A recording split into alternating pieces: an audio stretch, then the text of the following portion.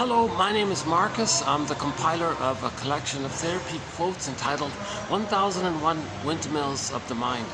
A collection of advanced self-help quotes taken from what's often called the psychodynamic or the psychoanalytic perspective, which long ago, as I understand it, was referred to by some as philosophical medicine or narrative medicine, helping one to be their own story doctor, their own narrative medicine practitioner, their own psychological detective, existential detective. I feel therefore I am this detective, know thyself detective, emotional detective. So this idea of knowing ourselves has been around a long time, of course, because much of us we don't know. That part of us that we don't know is often called the repressed self. A part of the self that's repressed. Now what part are we talking about? It's mainly our real self, our authentic, true, real self that we're all born with. It's given, it's nature and all that. Okay, the word of the year by the Merriam-Webster Dictionary Company last year, 2023, was authentic. So we're all born with an authentic, real self. It's there. It's a given. It animates from our sense of connection to ourselves, our ontological self. Okay, it's that embodiment kind of feeling, like at home within kind of feeling, feeling connected to yourself. And animating emotion is the joy character. Like a natural, pleasurable sensation, a calm, pleasurable sensation. The serene, inexhaustible fullness of being. So you have your beingness, and there's this calm, pleasurable feeling that animates. So that's one way some people might describe the real self quality. So this authentic real self is there. Okay? The baby has it in the uterus, assuming he's in a welcoming womb, assuming there's no prenatal trauma or prenatal distress syndrome, assuming the child isn't being abused while in the womb. That's actually a thing now, something that's been identified, that some babies are being abused in the womb. There is such a thing as child abuse in the womb. For example, if the mother drinks or smokes, that's abuse to the child in the womb. So for more information on that, check out the work of Arthur Janoff. Well, in our collection, we just recently completed a 26 video run on the work of this famous psychologist from the 70s, Arthur Janoff. And he's got a lot of material in there, and there's a wealth of it. It's like a whole course on psychology. I think that's one of the best kind of introductions we have here in our collection, is maybe to start off with Janoff's work. 2745 to 70, a 26 video run just completed about 2 weeks ago. Excellent material. So, and just one of the points in there is this issue that if the mother smokes, for example, okay, the baby's not getting enough oxygen. So he's suffering there. He's stressed out, and his stress levels will be set too high, and he'll be born all revved up with PTSD. So imagine that, eh? So there is such a thing as a baby being prenatal trauma like that. And so that's a whole topic. So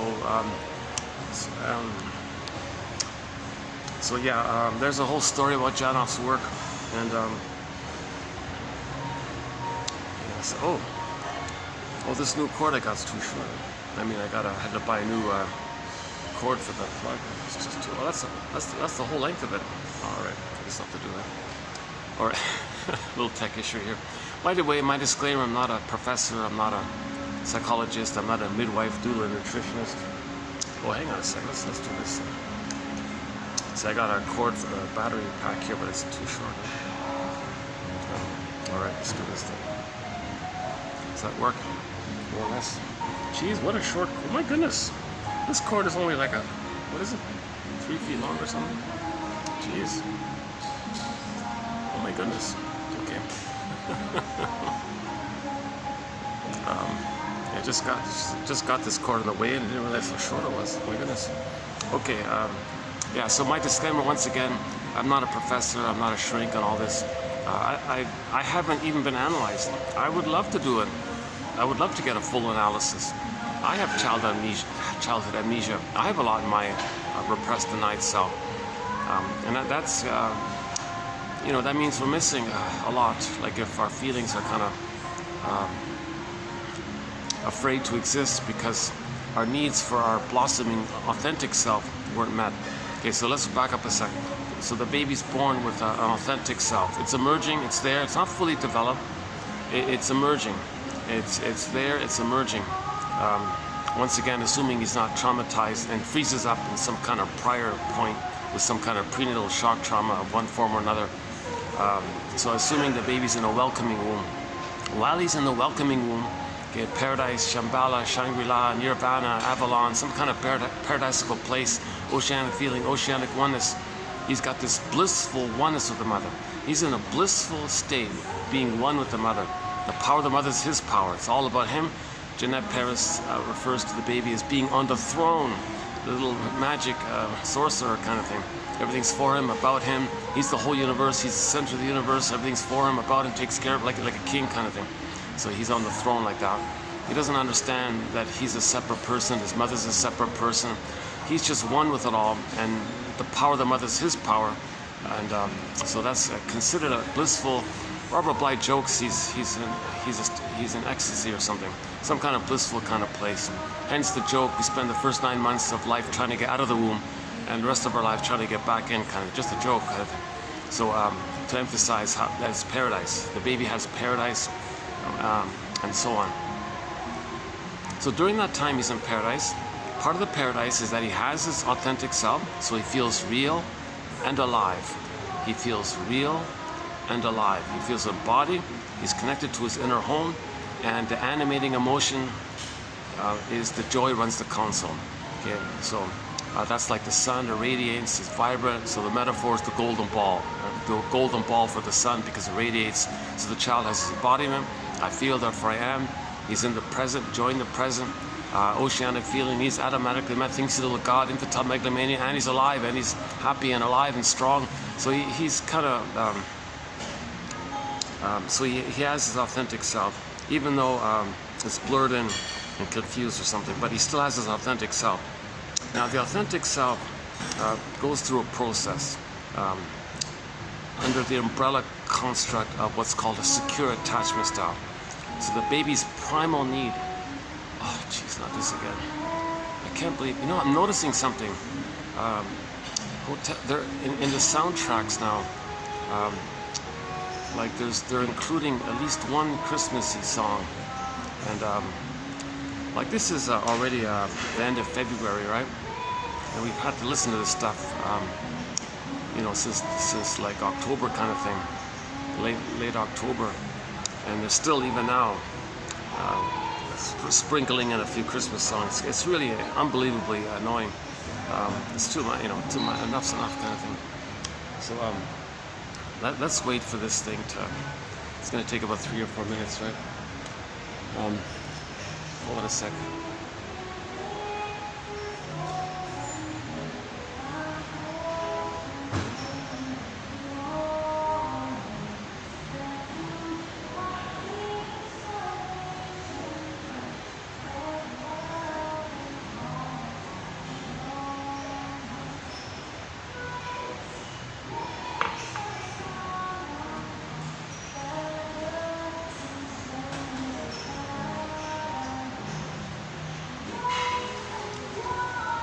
Okay, let me see if I can just keep going then.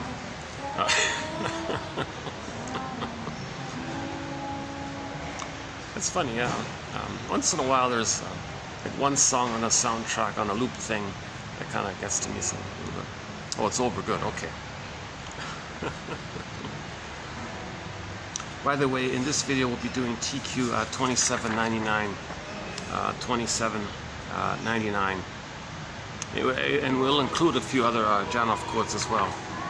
But most of the quotes are from a guy named Henry Hart.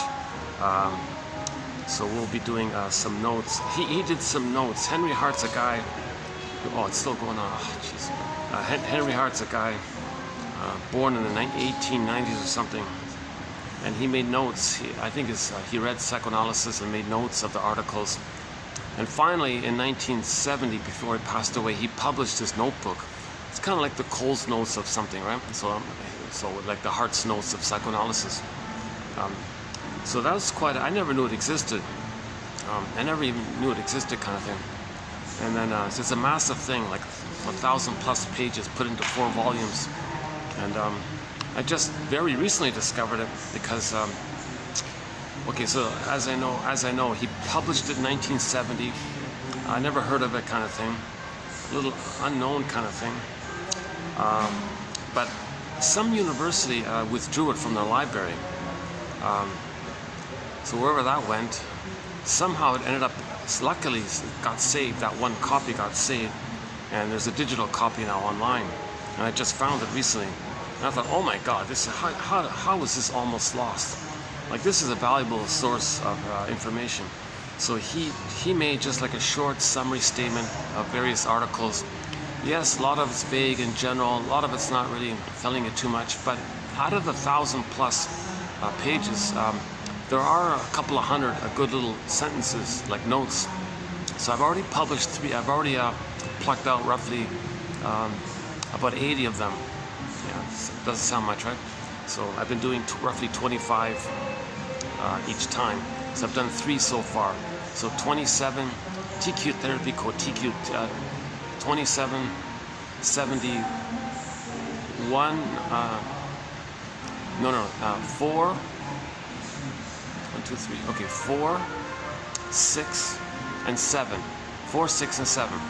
If you go to 26, 74, 6, and 7, those are the first 3 batches of Hart's notes. And this one, 9, will be our 4th run of notes of his. So I'm going to do as many as I can find of his.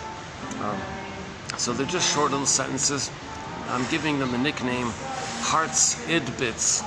Idbits, right? So in the comic psychoanalysis, the best introduction of psychoanalysis is the comic. 1955, a comic series came out. Every 3 months they published an episode, like an issue of the comic. Every 3 months. It ran for 1 year in 1955, so there were 4 issues put out. It's part of the mental hygiene movement of the 50s. Emotional, spiritual, educational hygiene movement, right? Now, before they said mental hygiene, now people say mental health. Mental hygiene is not so bad. I don't see the problem. Anyways, it implies, like, some people prefer mental hygiene because it implies a continuous kind of like a process, like like dental hygiene. You got to do it continuously.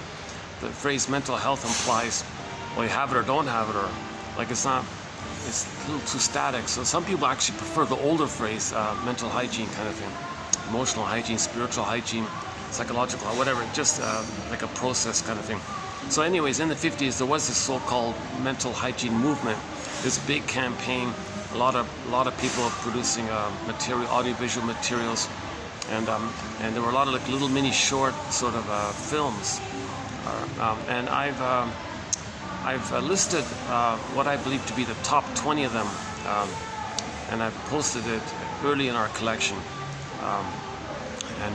and we have some quotes from these films. So they're surprisingly pretty good. I know they look maybe obvious or simple, but sometimes they're subtle. Like I remember one about relationships. The guy was having a problem at work, kind of thing, and he came home, talking about the boss, what happened at work. Meanwhile, the wife wanted some attention. She wanted the husband to talk about her and the relationship, but he was still dwelling in about the work thing. So the narrator gave the advice to the woman. All she's got to do is say, "Darling, are you going over the day to see how you better could have handled it?" And that was the advice of the shrink, the narrator. And then had she done that, she didn't do it, but had she done that, the narrator was thinking maybe he would have felt hurt and understood. But that's what he's doing. He's reviewing the day, going over and over, how better could he have handled it? Should have said this or should have said that. And that's what he's doing. He's like obsessing about the thing. So if the wife said, "Darling, are you like reviewing the day, going over, thinking how better you could have handled it?" "Oh my God, that's what I'm doing." "Yeah, how'd you know?" "Oh my, that's right, that's what I'm doing." I feel a little relief that you noticed that kind of thing. And then maybe he could have calmed down a bit or something, and then solve the problem more quickly, and then talk to her about, "How was your day, darling?" kind of thing. Just little things like that. There's a whole bunch of these little kind of things like that. So that the mental hygiene moves. So anyways, as well in the 50s, 1955, a comic came out called Psychoanalysis. So once again, 4 issues were put out. They had like 3 clients in there, right? 3 fictional clients. Ellen, a guy named Freddie, another guy named Mark, right? So they have 3 fictional clients, and one client had 3 therapy sessions, another had 4, another had 5, so there's the 12, right? And these sessions were put into comic book, illustrated with the bubbles and all that, and the dialogue bubbles in comic. Yes, it's vibrant and colorful. It's a little dramatic. It's not over the top ridiculous. It's not distracting, frivolous entertainment. It's actually educational. It was meant to teach psychoanalysis. They wanted to teach high school people psychoanalysis using that comic book format. In my humble opinion, that's still to this day, that's the best introduction to psychoanalysis.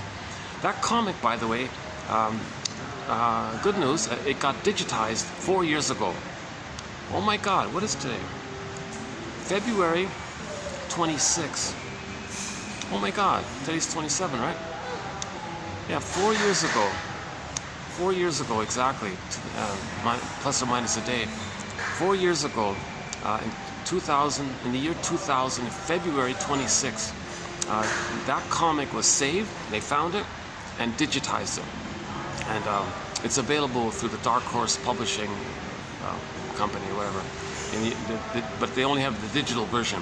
They did a limited print, like on a hardback, and I had it for a while. I was showing it, and I posted some quotes from it, and I talked a fair bit about it.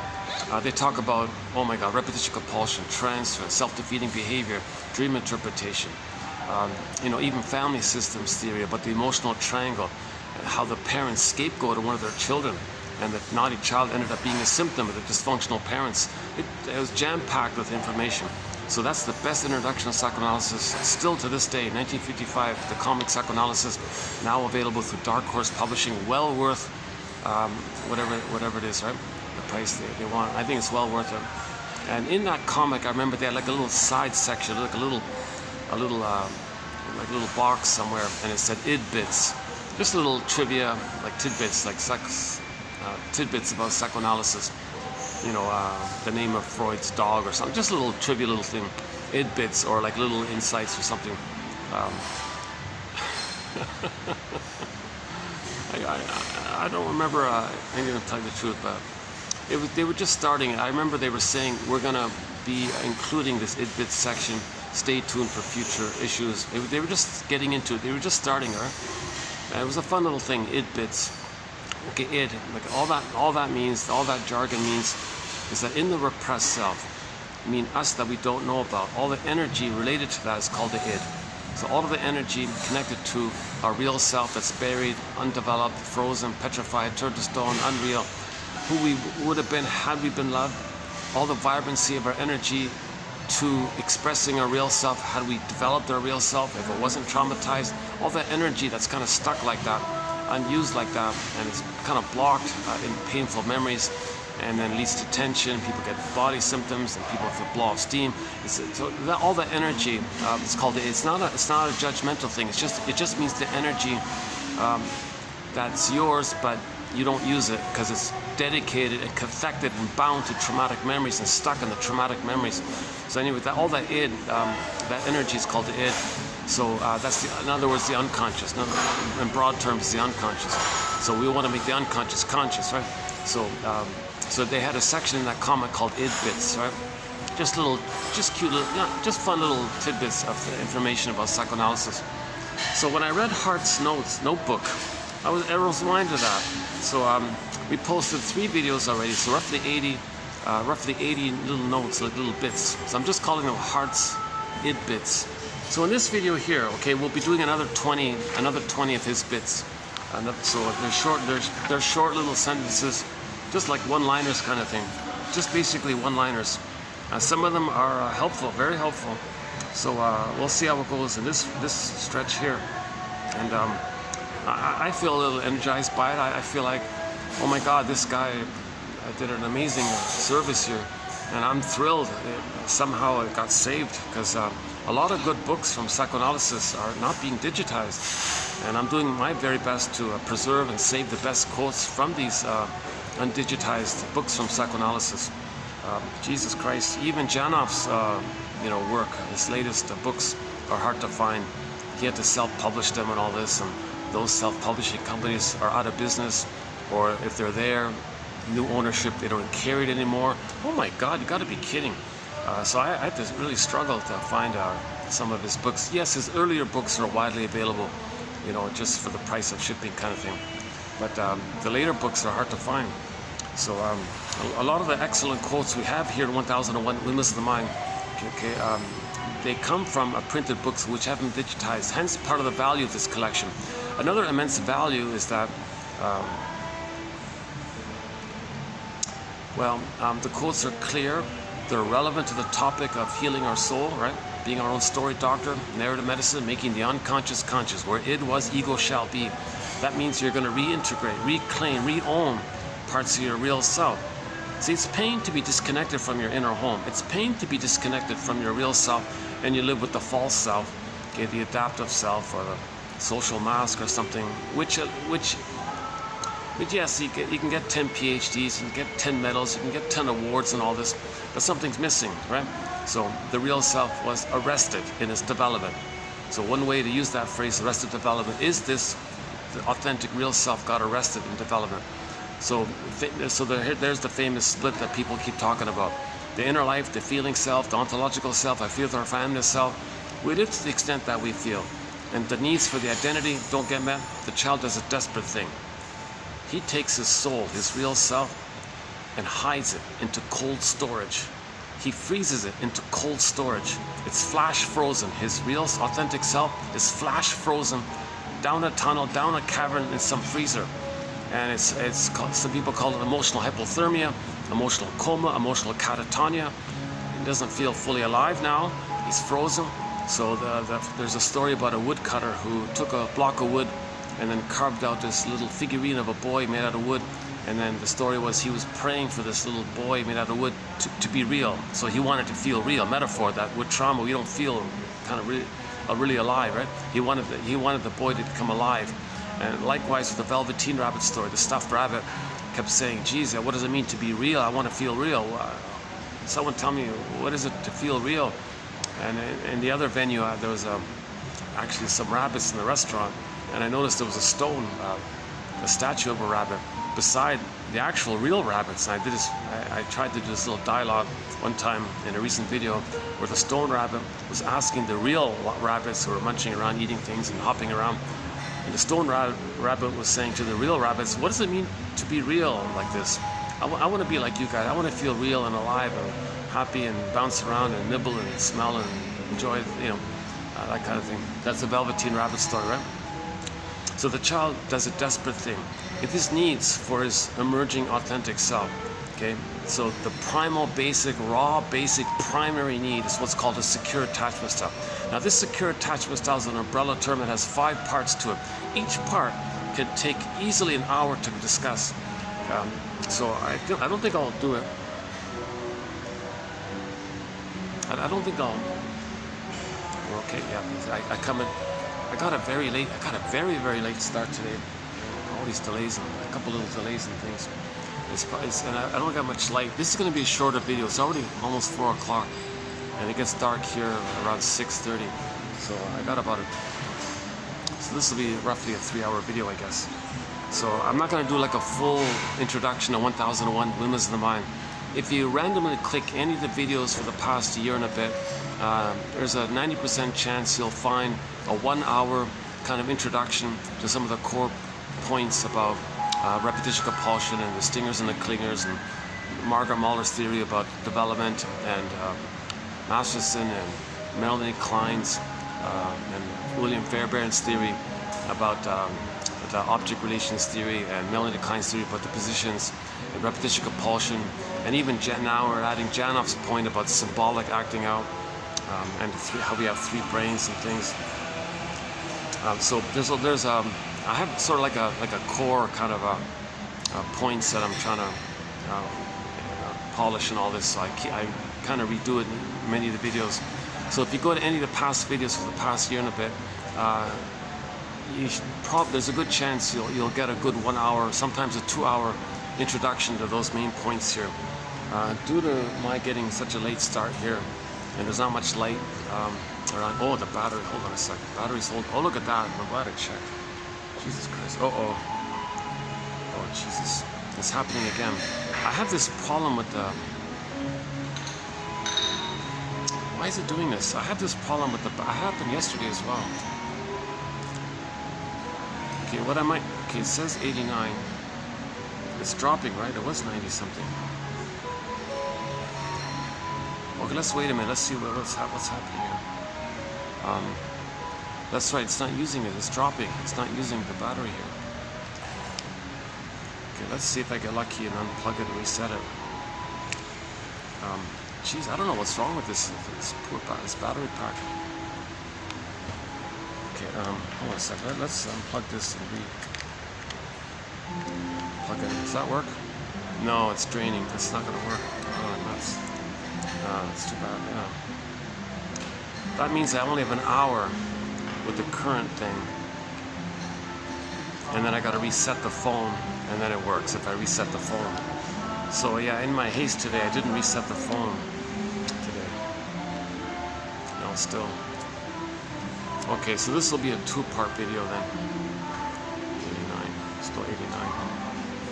So I have no way of booting this while I'm still filming. I have to reset the phone to be able to access this. For some reason, the line is not connection. Kind of interesting metaphor. Like if you imagine the iPhone is the baby, and he has a cord to the breast mother. The breast mother feeds and nourishes the baby, the phone, right? So if there's a misconnection there, the baby's deprived. Like my phone is being deprived of the juice from the. Still 90. Let's see. Still says 89, but it's not charging. Just hold a second.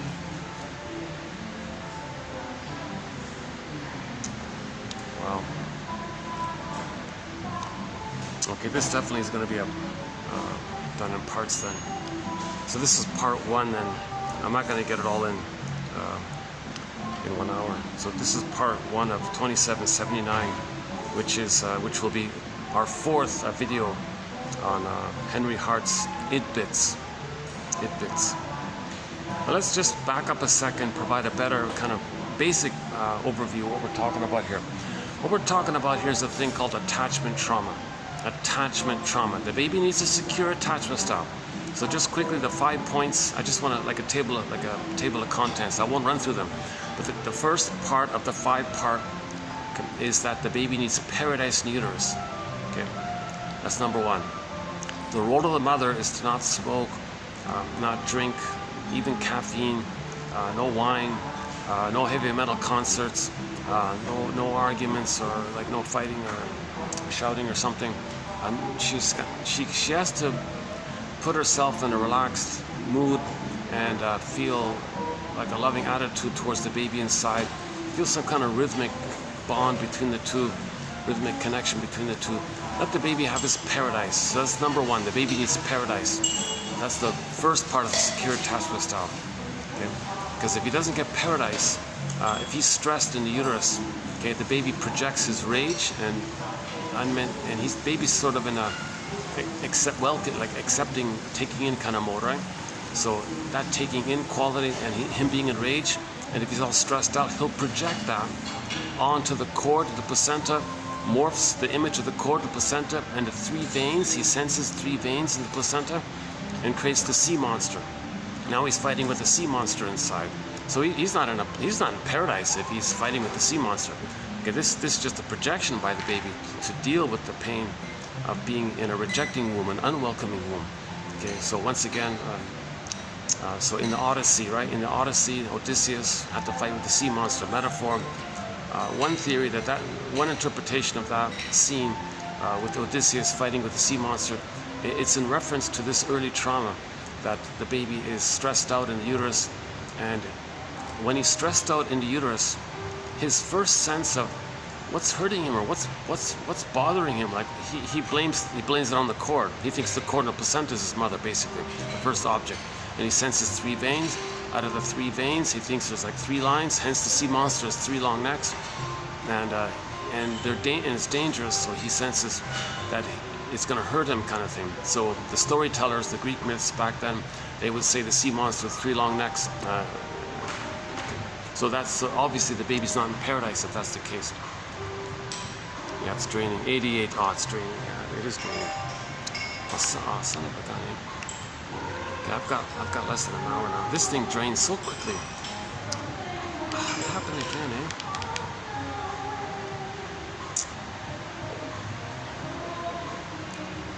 Okay, let's just try one last time here.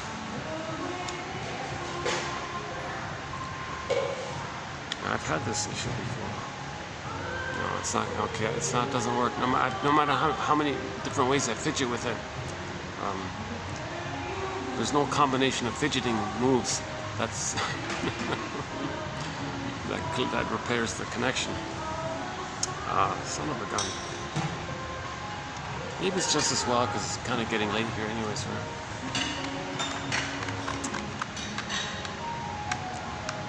So I've got like. It's already 30 minutes have passed. I've got like 30, can you believe it? I've only got 30 minutes left.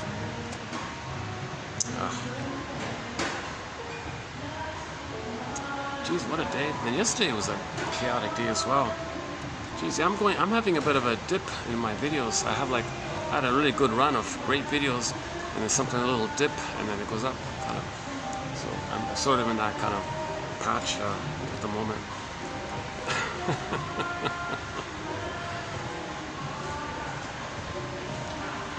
Okay, the second part of the secure... No, I'm not on a spaceship, by the way. It's just the lights. The second part of the secure attachment style is the natural birth. Huge topic, major topic. We can spend 3 hours just on that one topic. So we talk about John Kennel and Marshall... What's his name again? Klaus and Kennel. Marshall Klaus, John Kennel. Famous book came out about the time sensitivity of the mother producing all those hormones to help the baby latch on and attach and all this. So this time sensitivity issue at the moment of birth, where the mother produces all the hormones to help the baby latch on, leave the cord, leave the placenta. Once again, barring dire medical or extreme emergencies, leave it all there. Hand the baby directly to the bosom. Baby's looking for the nipple. He'll latch on, suckle, all is good. Skin to skin contact, loving gaze.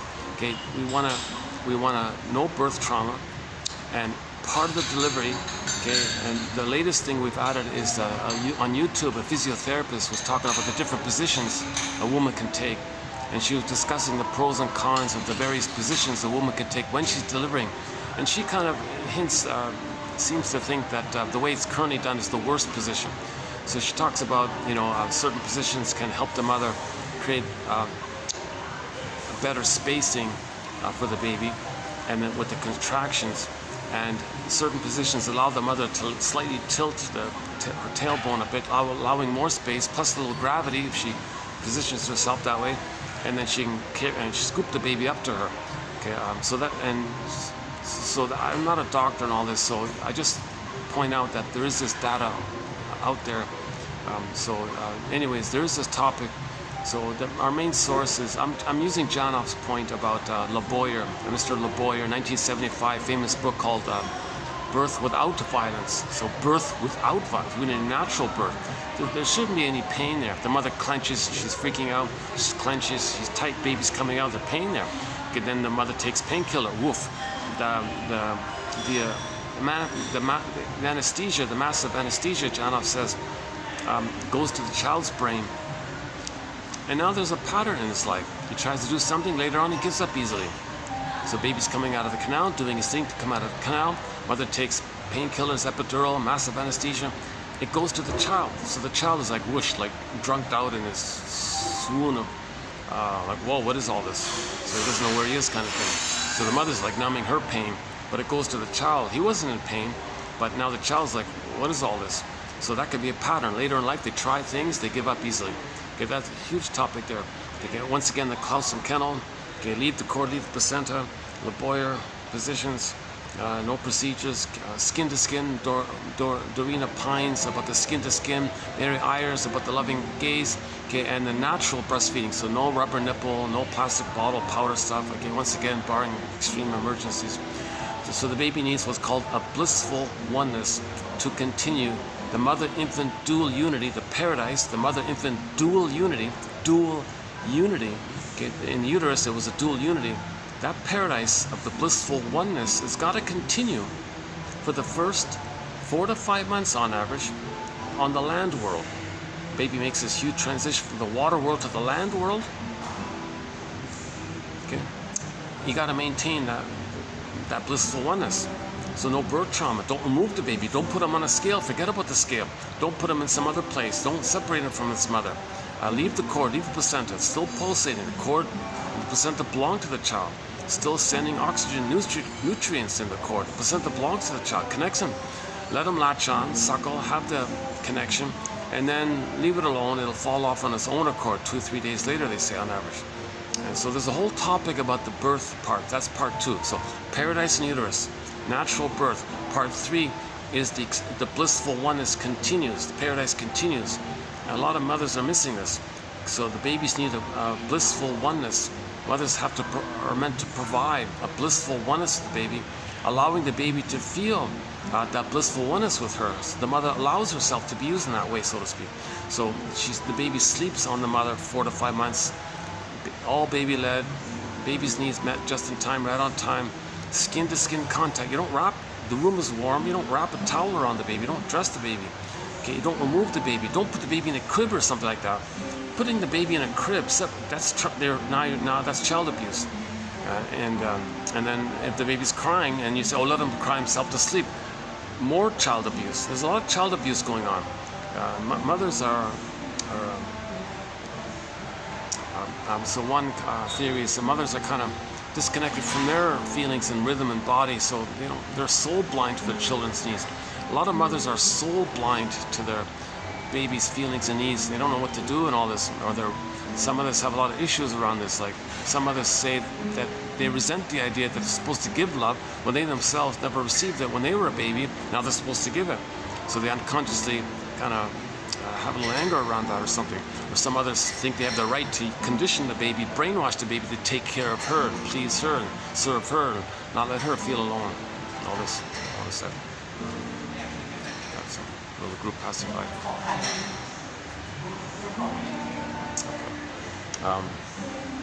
Old cunning tale. So some others have a baby and say, hey, you know what? I'm going to restage what happened to me because I want to communicate what happened to me. So some others say, when I was a baby, I didn't get my needs met. But now she has a baby. She says, all right, baby, you're going to play me. I'm going to play my mother. And the mother says to the mother in the mind, hey, mother in the mind, I'm going to show you what you did to me. You didn't meet my needs. Watch this, mother in the mind. You see your grandchild here? I'm not going to meet your grandchild's needs the way you didn't meet my needs. I want to show you what you did to me. Or she's telling the world, look world, look at what my mother did to me. I'm not going to say it in words. I'm going to show it. I'm going to do it in my behavior. See the baby, my own baby here? Okay, I'm going to deprive my baby because I want to tell the world, all of you, that my mother deprived me. Old cunning tale. There's a lot going on in this area. Okay, so our poem for this is Emily Dickinson. The baby had a great hope. It fell. You heard no noise. The wreckage, the trauma was within. Oh, cunning tale, cunning tale. What's with the mother? Why did she betray the baby? Oh, cunning tale. Like what kind of story? No baby expects to be betrayed by the mother. No baby expects to think that they're bothering their mother's career or something, or that they're unwanted or something. Oh, cunning tale. Or that they're supposed to be used as a placeholder for them when they were a baby, so the mother can demonstrate what had happened to her. Oh, cunning tale. Or the mother parentifies the baby. Oh, cunning tale. What's going on here? That let no witness in. That's the scarecrow. So in trauma, the child doesn't have the ability to really know what's going on. That's the scarecrow image.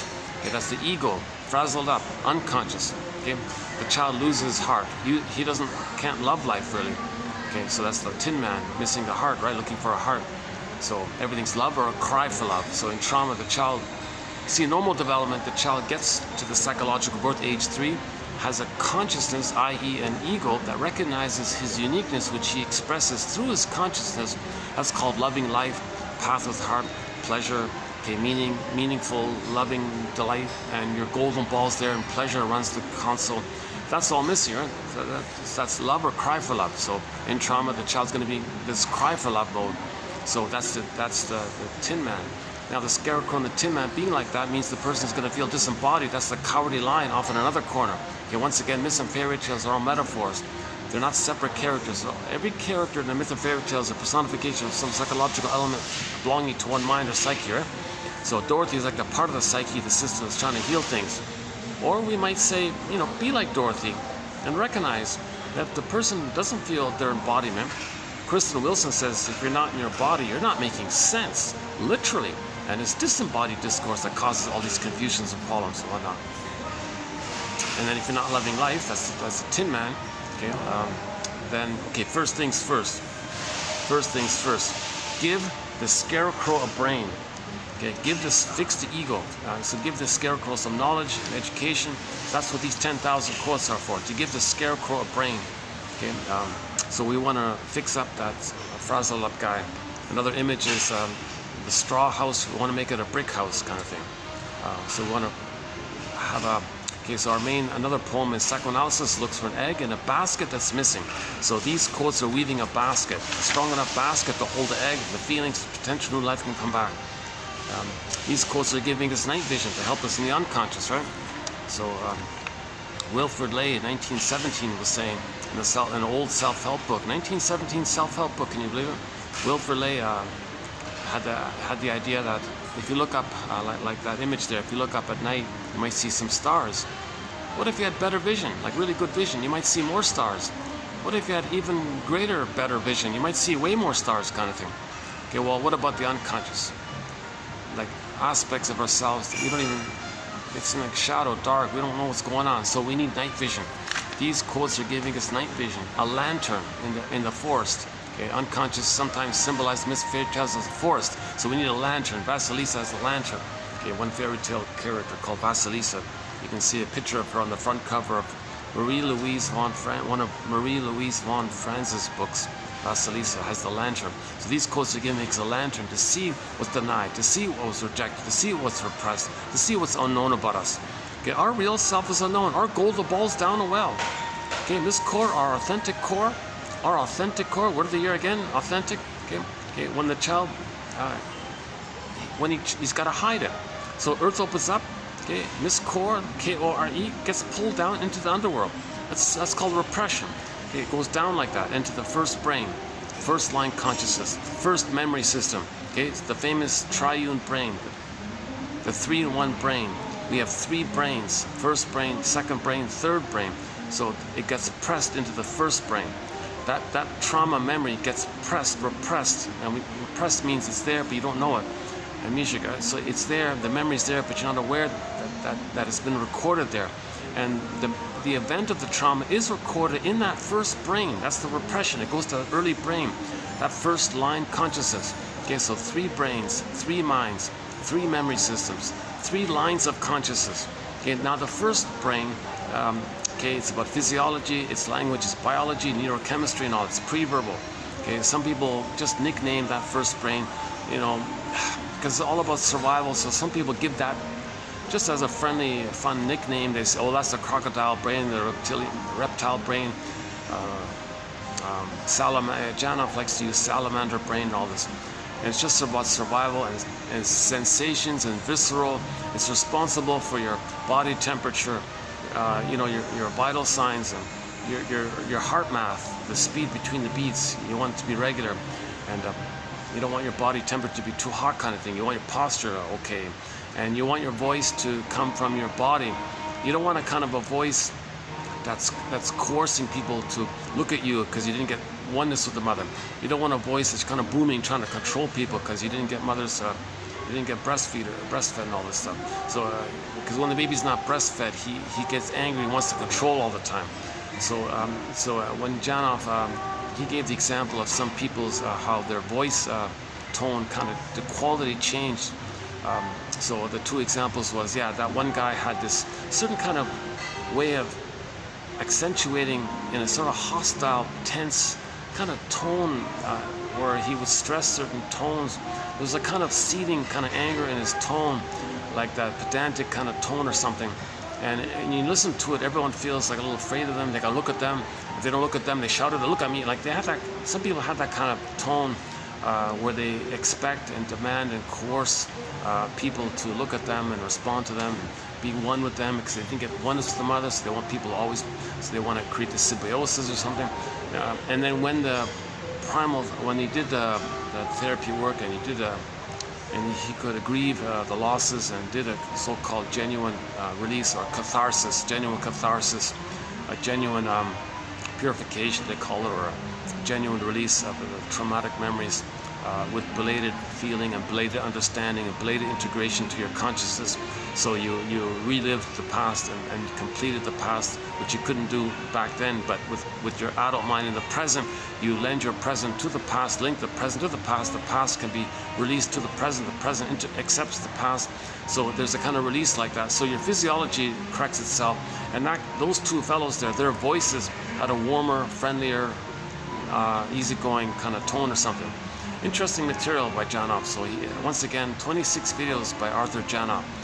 Okay, famous psychologist from the early 70s, made popular by celebrities and musicians and all this. He was a big name and all this. People were hungry for what he was talking about. People from all around the world flew to California. Oh, please help us heal from our birth trauma, our prenatal trauma. You seem to know how it works. And huge demand for him. And then because of the massive demand for it, there were a lot of scam people that trying to make money from it. So the thing lost credibility. So we didn't really hear much about Janov shortly afterwards. But then in my case, about 2 months ago, I heard an interview just before he passed away. He gave an interview to on a radio program called Radio Curious. A lawyer, a guy, runs this audio program called Radio Curious. 20-minute interview. It was done with him and his wife. Excellent interview, and that's what made me realize, wait a minute, he's not some silly flake or something. This guy, I think he's kind of credible a little bit. So I looked it up. I was, oh my God, you got to be kidding me. It wasn't just that first book, the Primal Scream book, 1970, that made him so famous. He wrote 16 books following that. And I skimmed through it, and I thought, oh, there's a lot of good stuff in here. So I plucked out the best, roughly 300 quotes from the books that I could have access to. I didn't get all of his books. So as best I could, I tried to get the best quotes from Janov's work. Now, Janov himself he synthesized psychology. Okay? And then I try to pluck out the best quotes of that synthesis and got it into our collection. That's what we're doing here, 1001 Windmills. We're getting the best of the best and plucking it here. So we got 10,000 of these best quotes from hundreds, thousands of authors. James Gottstein, Thomas Ogden, James F. Masterson, Edmund Bergler, Karen Horner, Melanie Klein, William Fairbairn, Althea Horner, Dorothea MacArthur, Donald Rinsley, and there's Wilfred Lay we mentioned. And there's so many great authors. These are analytic authors. These are mostly medical doctors. They're soul doctors. Okay, I'm not talking about the pharmacy thing. We're not into that. These are the talking cure shrinks, right? So they were medical doctors who, for the most part, I think, got tired of playing whack-a-mole with people's symptoms. They said, well, what's causing these symptoms? Because these symptoms seem psychological. So they went deeper. Well, let's look into psychology that's creating these symptoms. Okay, once again, if you're feeling... So the main image is water converts to ice. Keep that image in mind. Water converts to ice. Look at that. It's 84. Well, it's draining slowly this time, so maybe I'll get a little more. No, it's still not using the battery. Son of a gun, eh? No, it's not using the battery. I keep hoping it could somehow... If I hit the pause button, would that... I've never done that. If I hit the pause button, would that change anything? No, probably not, right? Yeah, I'd like to save this video because we're getting on a bit of a roll here and it's getting dark here. No, okay, forget it. Okay, I'll just go to the end of it. But the thing is, I gotta hit the stop button before the battery runs out, because if the video closes due to the battery, the whole thing's lost. I only save a video if you actually hit the stop button, kind of thing. So I gotta keep an eye on this kind of thing. I do get a pop-up window, but it's only like for like 2 seconds. You gotta quickly hit it before it runs out. It's kind of crazy. I'm using basic old technology. It's a good phone, I love it, but anyways, okay, let's just By the way, they might give back for these anxious deliveries. It's at the quotes posted below. If you click the more link, you'll get the quotes posted below. So once again, every video we post a bunch of quotes like this, usually like a page and a half of quotes. And then my hope is that 1 out of 10 you'll like. So once again, these quotes are clear, on topic, not too long, not too short, and you know, by the medical doctors that are helping us, friendly, warm tone, trying to heal us, make us aware. Okay, now once again, psychoanalysis, one shrink said recently, psychoanalysis is not a magic breast. It's not a magic breast. Okay, words equals milk, baby. So there's no magic words here. There's no magic interpretation. Each person is called upon themselves to be their own psychological detective. Your mission, should you choose to accept it, is to be your own psychological detective, existential detective. So these are just clues. These are clues. Clues, right? We're trying to be detective here. So these are clues. These quotes are all clues, ballpark approximations, invitations for mutual exploration, prompts to free associate with. Like if you like a quote, you say, oh, okay, I like this quote. And you go on, what does it remind me of? And you go on, what does it remind me of? And you free associate, just speak freely, what comes to mind. Okay, and that's very helpful because that free association brings repressed material to consciousness. So the main way, there are many ways to bring unconscious material to your consciousness. One of them is called free association. Okay, something reminds you, something catches your interest. What does it remind you of? It reminds me of this. Go on, free associate, and you just speak freely kind of thing. Now notice your resistance, and then think about that. Well, why did notice that resistance? That you were afraid to, feeling came up, so you blocked yourself. So some material was coming up, too painful, so you blocked it, you repressed it, that kind of thing. And there's many ways to block unconscious material from coming to consciousness, right? So when unconscious material, meaning something about us that we don't know, and we're starting to know it, then that the images of Hermes flies across with a message from the id. The id is, in the Odyssey was personified as Poseidon. So Poseidon tells Hermes, hey Hermes, tell the person something that's going on here. Hermes, deliver the message. It could be a bird, like a crow or something. And then so if you get a message, don't you want to read it? Like you wake up in the morning, okay, you get a dreams. It's another way to make unconscious material to your consciousness, that when you wake up, okay, you get some little fragrance, you might remember something. Make some notes. Okay, TTAQ, give the dream a title. Okay, theme for identify the theme, maybe some recurring theme. A for affect, Q for question. See if you can make a question that you think maybe your unconscious is asking you. TTAQ. Then say to yourself, it's like this in my soul today. It's like this in my soul today. Or your unconscious is telling you, it's like this in your soul today. And then you take the fragments of the dream and free associate. What does this remind me of? What does this remind me of? And as you do that, it's like getting more to your consciousness. So the bird is coming to you. So you want to make the unconscious conscious, because if our real self is disconnected from ourselves, that's psychic pain. And with that pain, we get numbed with the endorphins. That's called the swoon. I mean, I'm referring to Emily Dickinson. Right? So with trauma, there's a pain so utter, it swallows substance up, okay? The authentic self kind of gets pressed down, like swallowed up like that, and then the person goes in a swoon. Now this is fragmentation of the soul, right? Our real self is unknown to us, it's unavailable to us. Now we have the false adaptive self, and there's a gap there like this. That's pain, and we're missing something about ourselves. We're missing pleasure, we're missing the ability to more losses, and depending on how early the trauma is, we might even be missing some very basic things like gratitude and empathy and care and affection, being an elder, and missing the ability to enjoy things and enjoy the present. So we're missing a lot kind of thing. That's kind of like a pain like that.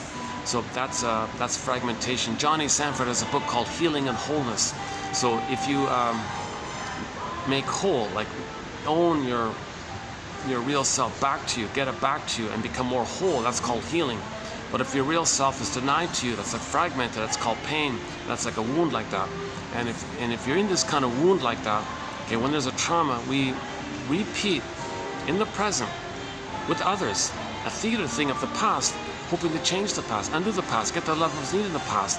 It's crazy, right? Like in the present isn't the past, but the baby's brain doesn't know time, but the trauma's in that time. The first line consciousness does not know time, but the trauma's there.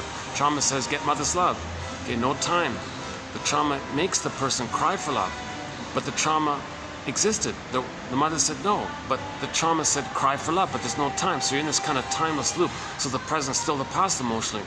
Okay, the present is sometimes called the presenting past, or we transit the past to the present, and then like actors act out the past, and we can play ourselves, others can play the mother, or we can play the mother, others can play us, and do to others what the mother did to us. We can reenact the cry for love. So there's two main ways. So just quickly, the two main ways we cry for love. So memories are relational. Baby is the passive, helpless, vulnerable, dependent, trusting one, right? The mother's the active, strong, all-powerful one who shamed the baby. Baby was shamed by the aggressive actor, and the baby was the passive receiver. But this is all blurred up in the fusion. Okay. So that's the pain like this. If the pain, if the trauma, if the child freezes up his soul, puts his soul into cold storage, once again, petrification, turned to stone, hypothermia, feeling unreal, numb, etc.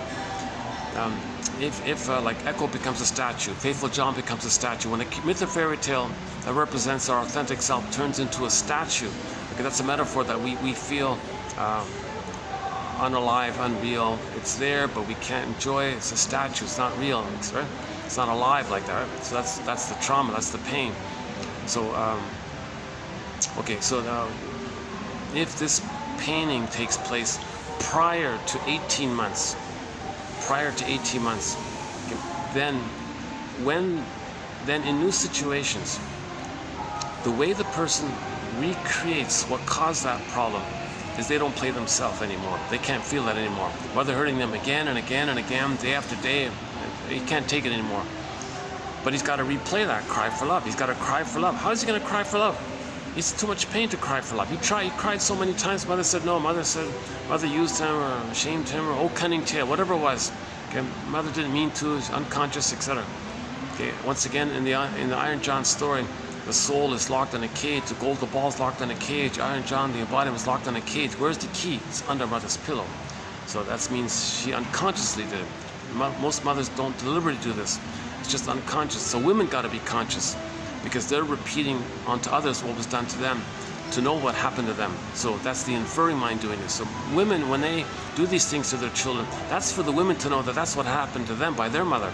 So they're communicating to themselves. Their unconscious self, called the repressed self, the unconscious self, the secret self, the second self, the one who walks with you is not like you. Someone's living my life, you know nothing about him or her. Okay, in literature, the motif character, that's second self, this denied self, this repressed self. Sometimes it's in the non-reporting brain, sometimes called the inferring mind, like a puppet master, energy there. So it's going to communicate to us. So if a woman is shaming her own baby, that's for her to know that it's a message from her repressed self to her, telling her, look, that's what your mother did to you. And that's called transmission of intergenerational trauma. The mother's recreating the present, what had happened to her, so she can know what had happened to her. Right? So the caffeine is really kicking in. My quick talking is due to the caffeine. I'm not a coffee drinker at all, but lately I would take like one little coffee and it would speed up my delivery here.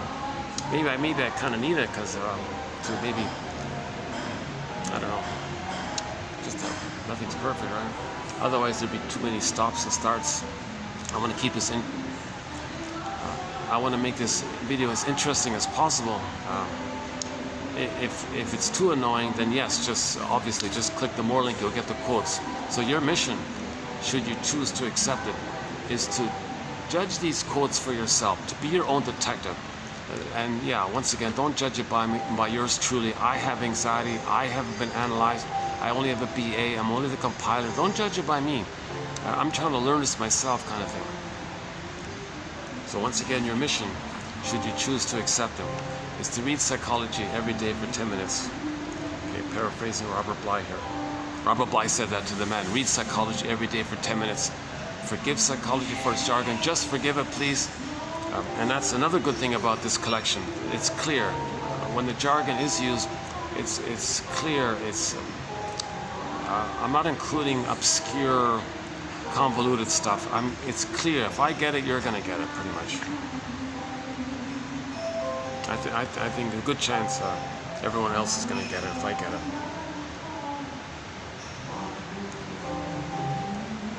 Okay, so let's just quickly, the important point here about the repetition compulsion. What does it say? 81. Well, the battery's draining slowly this time. For some reason, the battery's draining slowly. That's strange, eh? Yesterday it drained very quickly. See, it's still 99. It's not using this battery pack. And usually, if it's not using this, I only get an hour on the phone, but I've got an hour already. That's really, I don't get this. I've never had, okay, maybe it's giving me an hour and a half or something. Okay, let's keep going. I'll just keep running until as long as the battery gives me. So trauma means repeat. Baby had a need for love, didn't get it. Well, that's pain. Well, gotta get it. The pain says, well, go get it. But the memory was he didn't get it. Well, go get it. Well, mother said no. Well, the pain, we'll try again. There's no time. It's a loop. Like there's no time. So the trauma says, well, there's trauma here. We gotta heal. We'll get mother's love. But wait a minute. Past the critical period of age 3, you're not in the past. So what are you looking for? Okay, so Jana puts it this way. That memory of the trauma that's grooved into the survival brain, hence it's so powerful, right? The survival, your physiology, your biology, so it's related to your survival kind of thing. Okay, when the baby's traumatized, thinks not going to make it, so that's why it gets recorded in the survival brain, the first line brain. So that circuit is there. When the third brain comes online, that circuit goes to the third brain. Now the third brain gets this circuit and is going to be driven by this circuit. Now part of the third brain, part of this process, that the third brain doesn't know what it's looking for, but it's following the circuit. The circuit says get mother's love, but the conscious mind doesn't know doesn't know this. It can't know this because it's too much painful to know it. So it's going to have this relentless hope to search for, well, what could be mother's love? So now it's searching for symbols of mother's love. Material, matter, cookies, food, beer, whatever. So you're looking for symbols, something that might represent something that you could stand in for mother. You know, like oh yeah, the ladies with their fancy bags, maybe that's a maternal holding kind of thing. Or it's symbol, it doesn't work, or money, usually it's money, or material, matter, money. Okay, or it could be emotionally eating food and sweets and all this, or spirits, you know, maternal spirit missing. Well, what about alcoholic spirits? Maternal sweetness. Well, what about cookies and sugar, sweets and candies? It doesn't work. It's just, you're grasping kind of thing, because you're still looking for mother's love.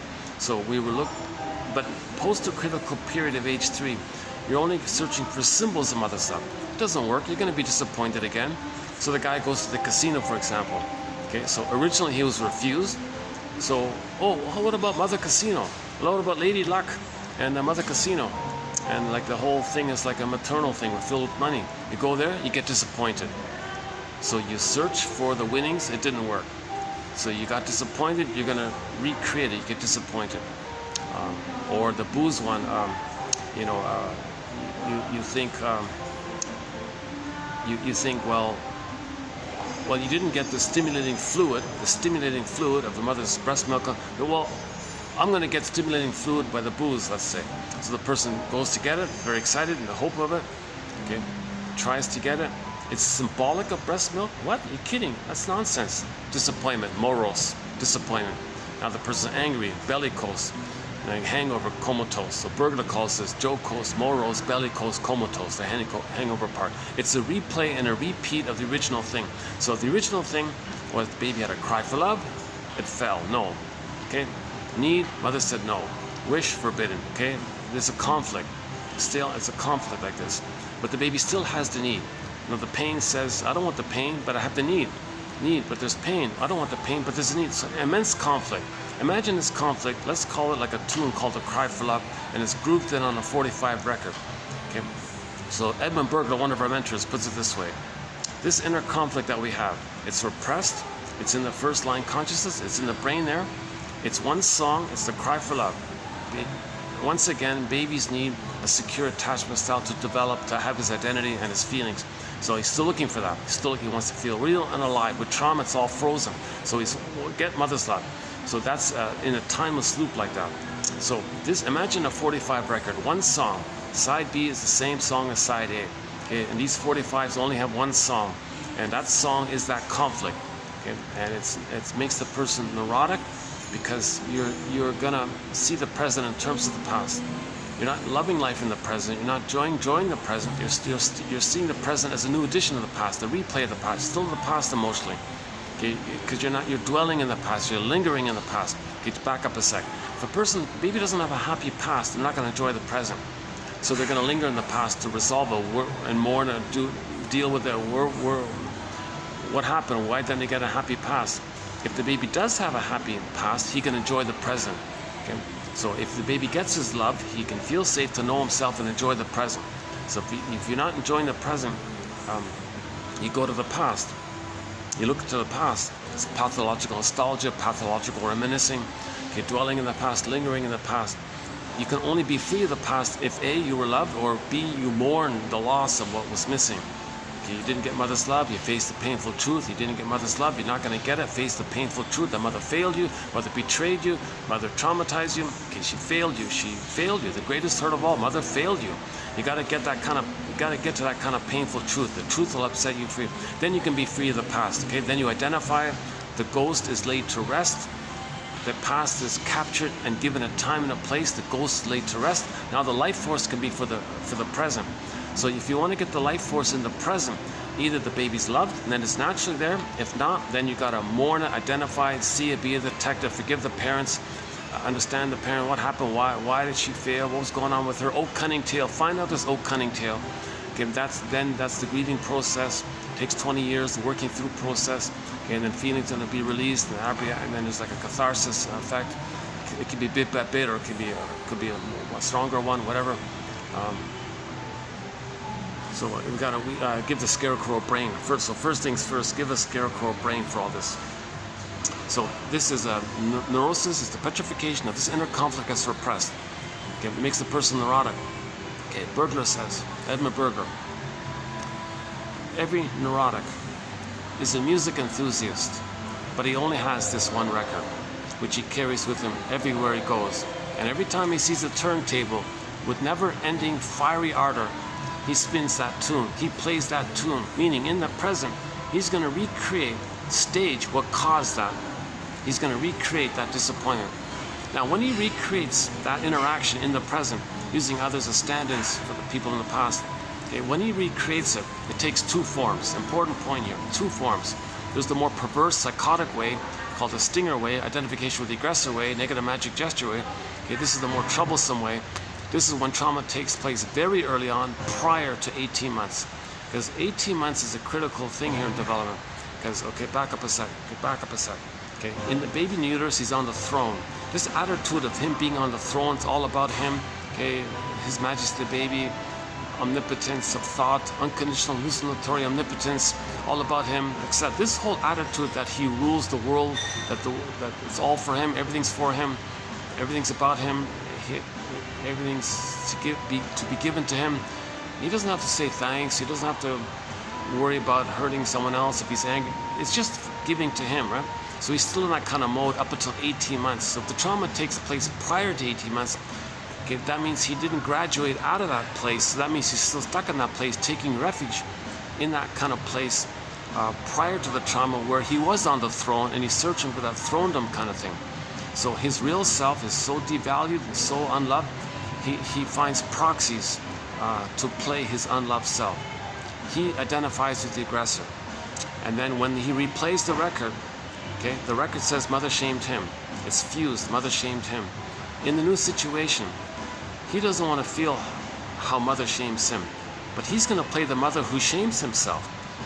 So how does he do that? He doesn't want to feel that pain anymore. But he's got to shame himself, because that's what the record is, because he's got to cry for love.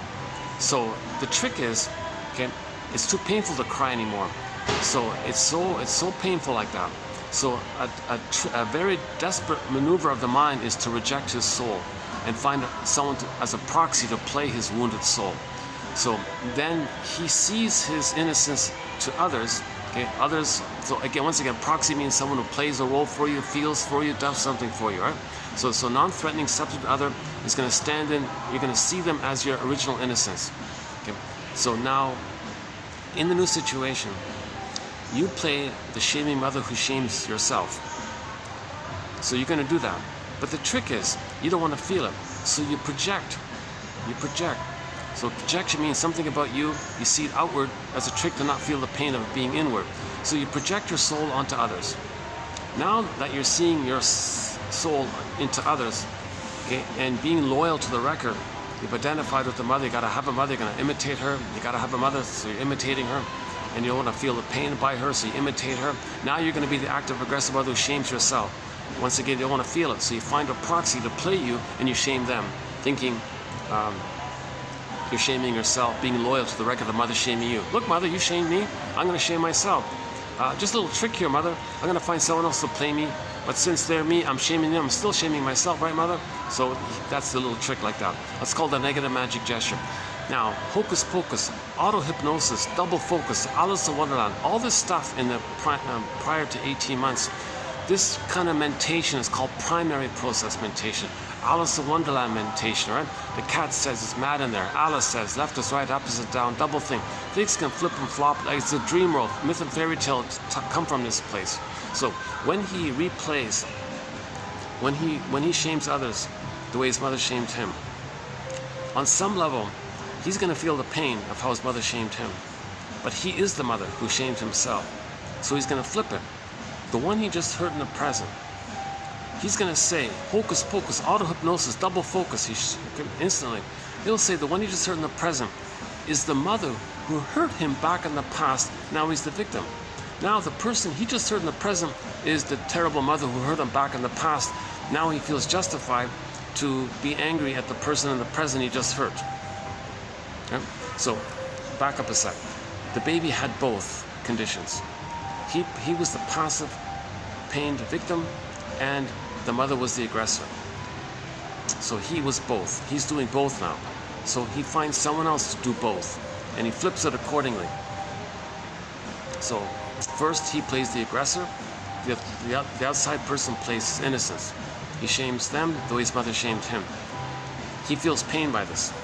Again, he doesn't want to feel it. He can't keep feeling his pain with the mother. So he'll feel. So now he'll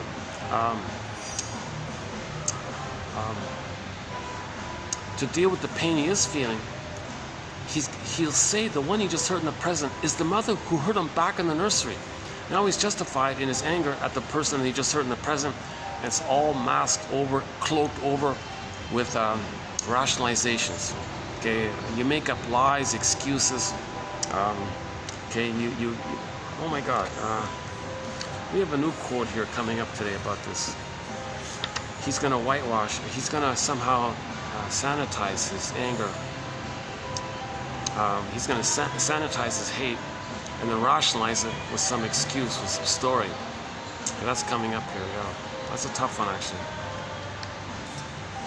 I found a quote by a guy who went to a conference where the shrinks were talking about, what is this hate? What is all that about? Well, let's pause here. Let's do sidebar here. Hate just means your needs for a secure attachment style wasn't met.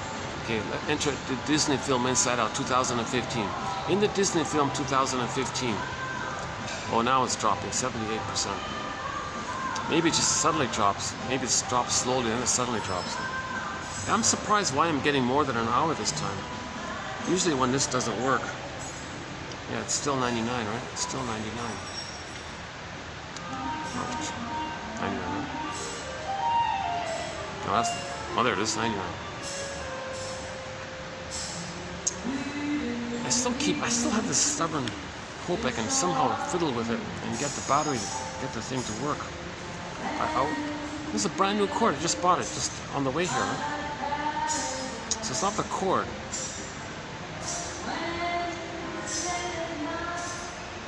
It's the issue of the phone not being reset to accept the battery charging. But I can't get the green light to blink on it. It's just the draining of the red draining light, not the green charging light. I'm not getting the charging, no matter what I do now, even if I turn her off.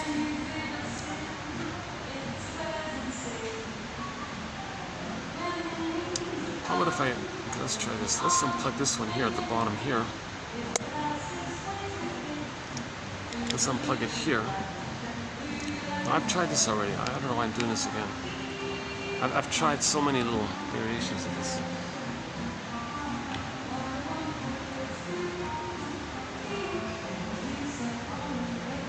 But now I get no light. Now I get no light. Right? Oh, look at that. It dropped to 77. Oh my God. It was 87. When I pulled it out, it dropped to 77. So it is doing something. Okay, hang on. Oh my, I just lost 10%. Oh my God. That was a mistake. Let's plug this back in. Okay, the red light's back. Oh, geez, what a pity. Well, that was a mistake. Let's see. 77.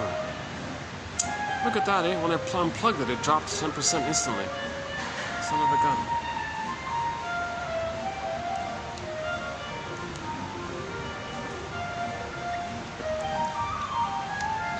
Okay. So yeah. In the new situation, they're gonna cry for love. Everything's love or cry for love. So they're not loving life, right? They're crying for love, looking for mother's love. So in the present, they go through life crying for love. But the stingers can't live that again. So the trick is, they'll play their own mother. They'll be their own mother and find others to play them and shame them, recreating the memory of mother shaming them as a trick to not feel mother shaming them.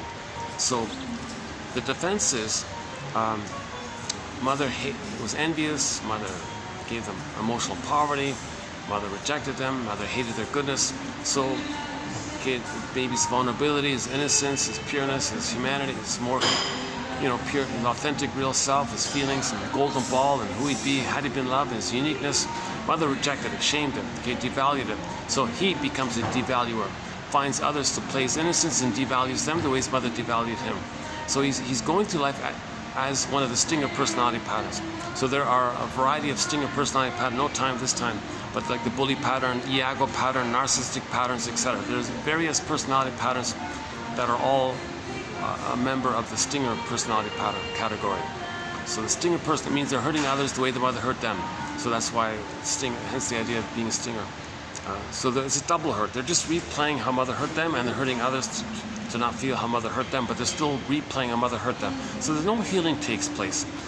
They can have 20 lifetimes being cynical and sarcastic towards others. It doesn't heal what happened. So the main emotions with the stinger personality patterns are, number one, they reject the quote-unquote human side of being human. Okay, and the distant feeling side of joy, sadness, got zooped away. That's the middle line brain. They will go back to the first line consciousness of the sensations and the visceral sensations of fear and anger. Okay, that, yes, we call fear and anger emotions and all that, but technically it's more like physiology issue, stress, hormones. It's like physiological stuff. We don't really call them like the feelings from your body. Yes, it's from your body, but it's from the first brain part of the body of the visceral sensations. But the joy and sadness, it's more like the mammal. It's like the warmth of the human mammal. It's a different quality. So the Disney film was very good for this. In the Disney film, we saw the two groupings of emotions. The second brain emotions of the mammal, we're mammals, right? Plus the cortex. So our emotions come from our body, that's the mammal, right? So that's joy and sadness in the range there. Joy runs the console, pleasure's there. Sadness can run the console when there are losses, to admit losses, and the whole nuances and trust and affection and tenderness and care and just delight and just a natural feeling. And we're all in family. It's just a natural kind of pleasurable condition of it all, right?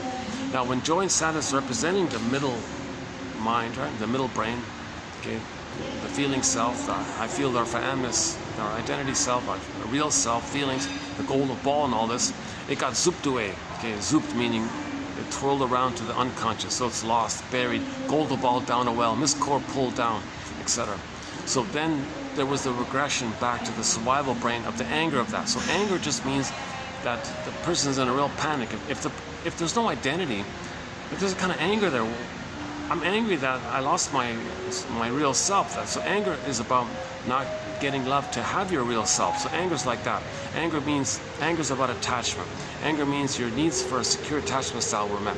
Anger means your needs weren't met. So the anger is the visceral stuff, right? So the main emotions for the stinger personality patterns are mainly that first line area. So hate, greed, all the variations of hate. Oh yeah, Mr. Downey was saying, yeah, just like Eskimos have like dozens of words for snow. homotromicus, we as homotromicus likewise have dozens of terms for hate, right? But we don't have too many words for love.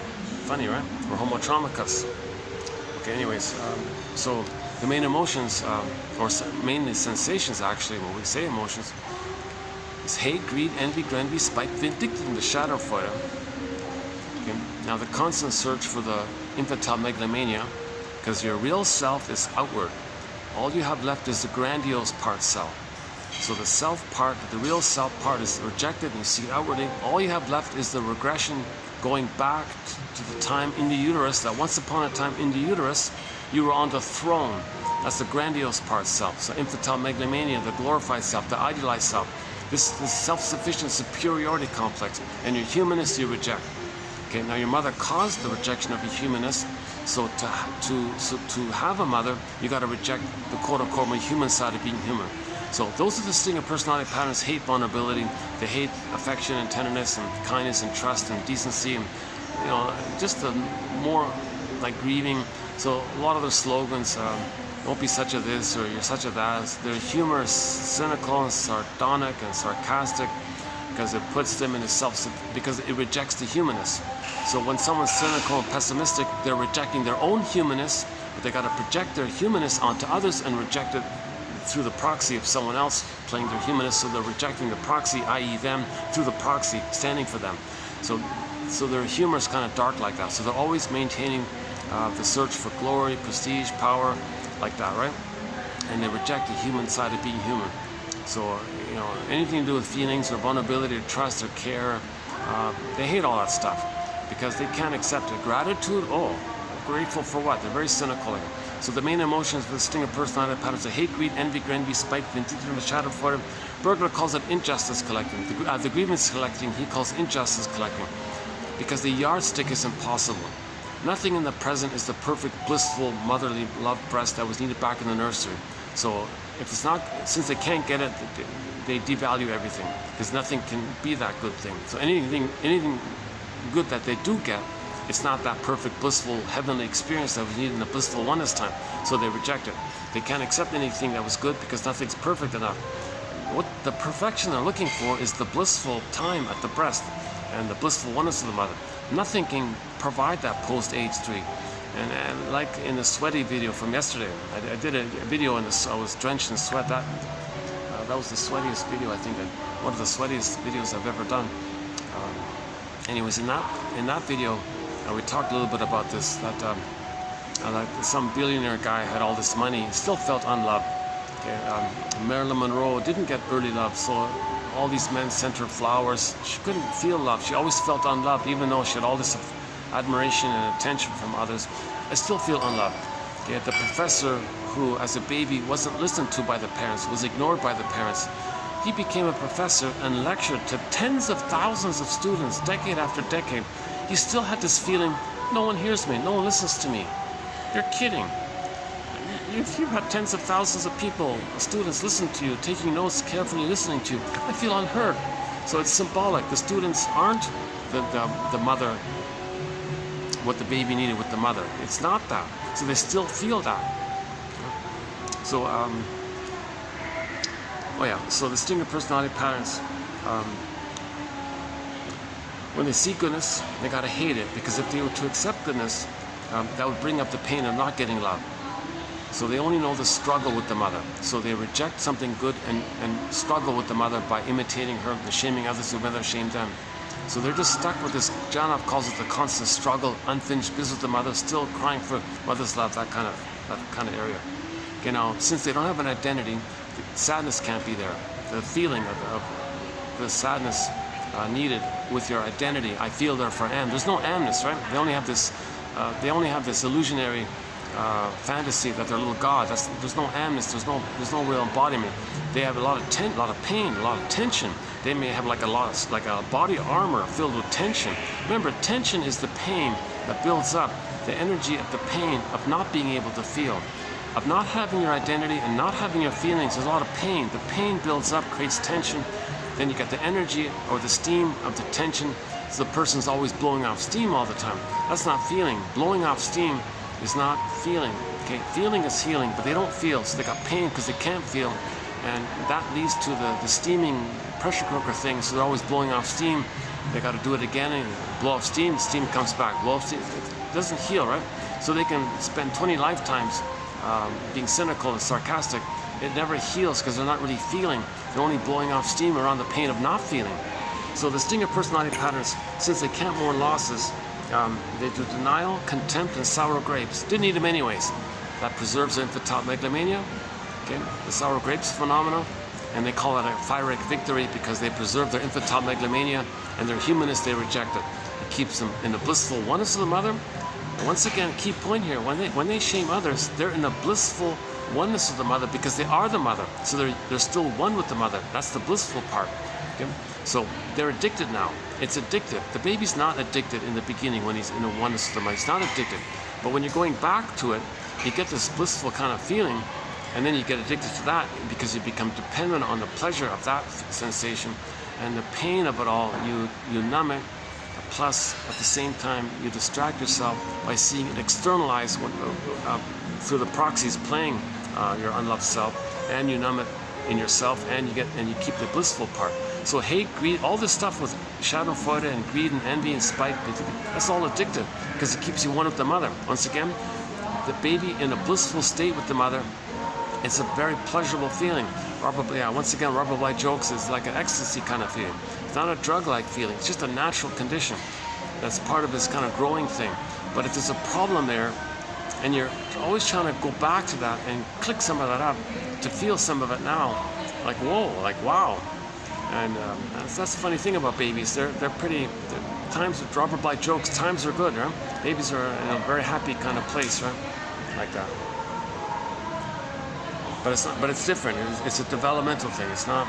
The babies are not addicted to their mothers in that phase. But when there's a trauma and the trauma bond, and the trauma bond sticks you to the mother in the trauma bond because there's no love there. See, if mother's love is not there, the baby sticks to the mother, looks for the mother, clings to the mother, even more so, and he becomes her. That's a very painful kind of thing, but a blissful kind of thing. That phenomenon is called emotional masochism, or psychic masochism. Okay, so, shall I compare thee to an onion? Others can play his psychic masochism. He plays the shaming, sadistic mother, and that layers over the underlying emotional masochism. So emotional sadism is a layer or a defense over the underlying emotional masochism, which they see to others. So when they hurt others, it distracts them from hurting them because they are the shaming mother. Once again, shall I compare thee to an onion? You've got to be a detective here. So we're trying to be a detective here. So once again, when do stingers? Let's see. Okay, 74. So it's slowly draining. So it does seem to have some kind of effect. Having it. Oh, it's not draining. It's not being used here. But it does seem to slow down the battery drain if I keep this in here. Oh, it's too bad that I withdrew the battery. I'm curious to see how long this will go. If it stays at this rate, maybe I can get... Maybe I can do it all in one video. Maybe I just got to get a new battery pack. You know, I saw at the shop, I saw they had like a new battery pack. The same thing. I was on the verge of buying it. I thought maybe I should just get it as a backup for this one. Son of a gun, yeah, then I could have used it had I bought that one. I didn't want to carry all these clunky, heavy battery packs all the time.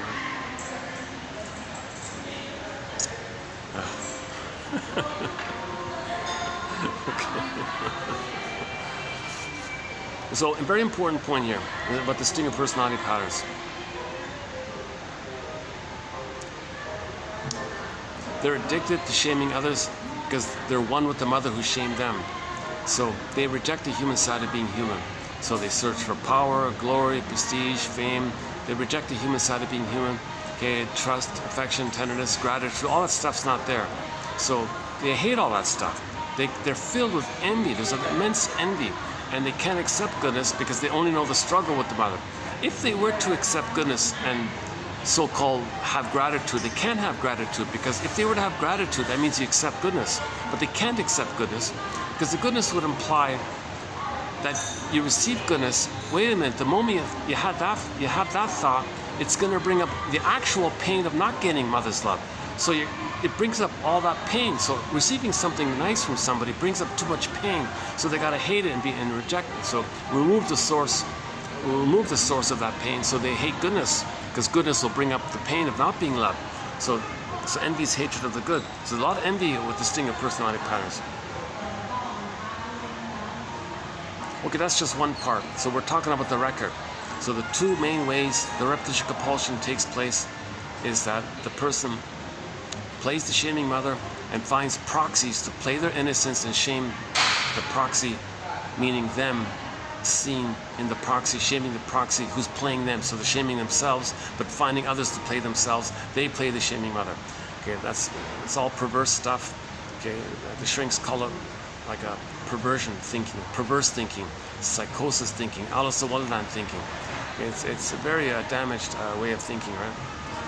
Now, the more benign way the repetition compulsion can take place is that if the baby manages to get enough love to not do that crossover, to not reject his soul, if he can hold on to his soul post 18 months, if the baby can somehow get enough love post 18 months where the grandiosity dissipates and he can maintain his soul and he's traumatized between the 5th phase, right? The rapprochement phase, 18 months, ballpark, 18 months to 36 months, right? So then at that place, he can play himself. He can keep himself. The stingers give up themselves. They find proxies to play them and shame the proxy of them. The clingers and the pleasers, post 18 months, they maintain it. So they're still on developmental track. They maintain the quote-unquote more human side of being human, even though it's painful, even though it's overtly vulnerable, even though it's overtly sensitive like that, and they look childlike, they look childish like that, but it's still human childish. The stingers say, forget human child, I'm going to play infantile God, forget all the human. So they're way more angry that way.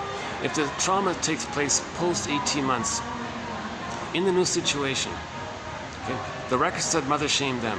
Okay, they'll just play themselves again and find others to play the rejecting mother and recreate it, orchestrate it, make it happen. So coax others to reject them, prod others to reject them, give people impossible tests, expect it. When you expect others to reject you, it kind of puts a pull, self-fulfilling prophecy. Finally, people reject you. So you're recreating the original thing. Now, why is the person doing this? Well, because they got to know that their mother rejected them. So they're recreating what happened in the present to know what happened in the past. We stage the past in the present. The present is a version of the past to know the pain of the past. Now, when the stingers do this, it's a little more detective work with stingers. When the stingers restage the past in the present and they shame others, that's for them to know that the mother shamed them. When the clingers do it and others reject them, that's for them to know the mothers reject them. So the clingers don't hurt others, they just coax others to reject them. So they're not, it's more benign like that. They're just reliving the pain with the mother, finding others to play the shaming mother kind of thing. So that's two ways it works like that. The more benign way, they call it direct, like it's direct, right? Mother shamed them, direct. Okay, I'll play myself, others shame. It's still in line like that. It's the same kind of line like that.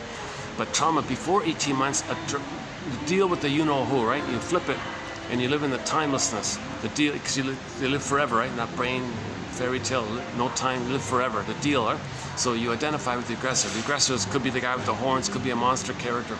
By the way, the stinger personality patterns have all these barbaric slogans, like survival slogans. My greed or your greed. A person with a stinger personality pattern, there's one on YouTube, a famous short seller on YouTube. He said the reason he's greedy, the reason he's so greedy is because if he's not going to be greedy, his mother's going to eat him. What? He doesn't say that. He says that he says my greed or your greed. So he sees the greedy mother onto everybody and says, if I'm not going to be greedy, others are going to be greedy. So he's talking about the flipping thing. Okay, this goes back to a phenomena of Melanie Klein's theory called the paranoid schizoid mode of experiencing. The baby needs paradise in uterus, right? when the baby, breastfeeding is a matter of heaven and hell. The baby can't take ambivalence. The baby needs a perfect, blissful oneness with the mother. So if the mother is feeding properly, skin to skin, breastfeeding, natural, psychosomatic, mother's nipple, like real, not a rubber nipple, like the mother really there, nerve endings, connection, and loving gaze. If the baby has a blissful oneness with the mother, he's in heaven. Heaven continues. Paradise continues. His paradise continues. So heaven continues. He needs babies need an extended heaven. He can't handle anything other than that. He can't accept any confusion or something not being heaven. If it's not like that, oh, click, it's hell. It's heaven or hell for him.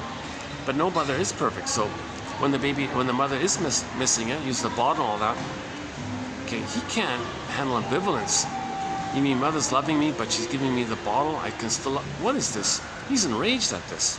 He projects his rage and oral greed now onto the image of the mother.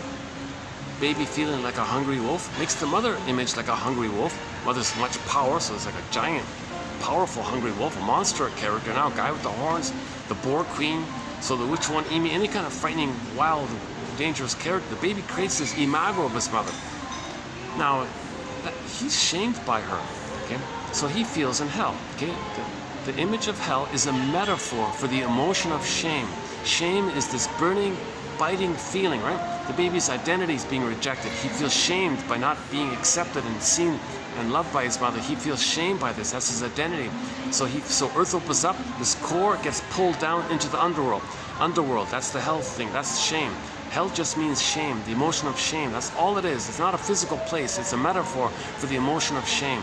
Okay, and the guy that does the yanking down, the guy with the horns, that's the mother imago image. Some frightening character. Could be the guy with the horns, could be a monster character, could be the Cyclops, any dangerous, frightening character that kind of wants to grab you, or those kind of things, right? Because the baby, that grabbing phenomenon is the baby has oral greed now. The baby first didn't get mother's love, so he's angry.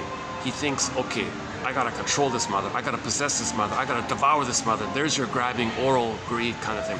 Too much excitation projects that onto the mother, makes the mother imago of that. So he can't accept those qualities about him, projects it onto the mother, attributes those qualities about him onto the mother image concept. That's called imago. Now the mother is seen as a monster in all this, right? Now he's in hell. Now he feels like he's in hell, and the mother's a monster. How does he survive? Can enter the splitting mechanism. His mother is hurting him. He converts the bad breast into a monster, a wild monster, a dangerous one. Right? So he puts this idea of himself being hurt by the monster into a separate, so it's a trick of the mind, it's a separate psychic bin. He puts all this truth, his reality of mother hurting him, into a bin, and in desperation hallucinates a goddess and thinks he's in a blissful oneness with the goddess to feel safe enough to have an extended paradise so he can feed safely and take in the powder stuff. So he'll take in the powder stuff from the plastic bottle and think it's a lovely goddess or something. He's lying to himself, he's got a trick to himself. It's the paranoid schizoid position. Paranoid, no, the mother's not going to eat him. Schizoid, it's unreal, goddess and demon, no. Because the baby doesn't have a human mother to relate to. So he's dealing with images of goddess and demon. That's the schizoid part.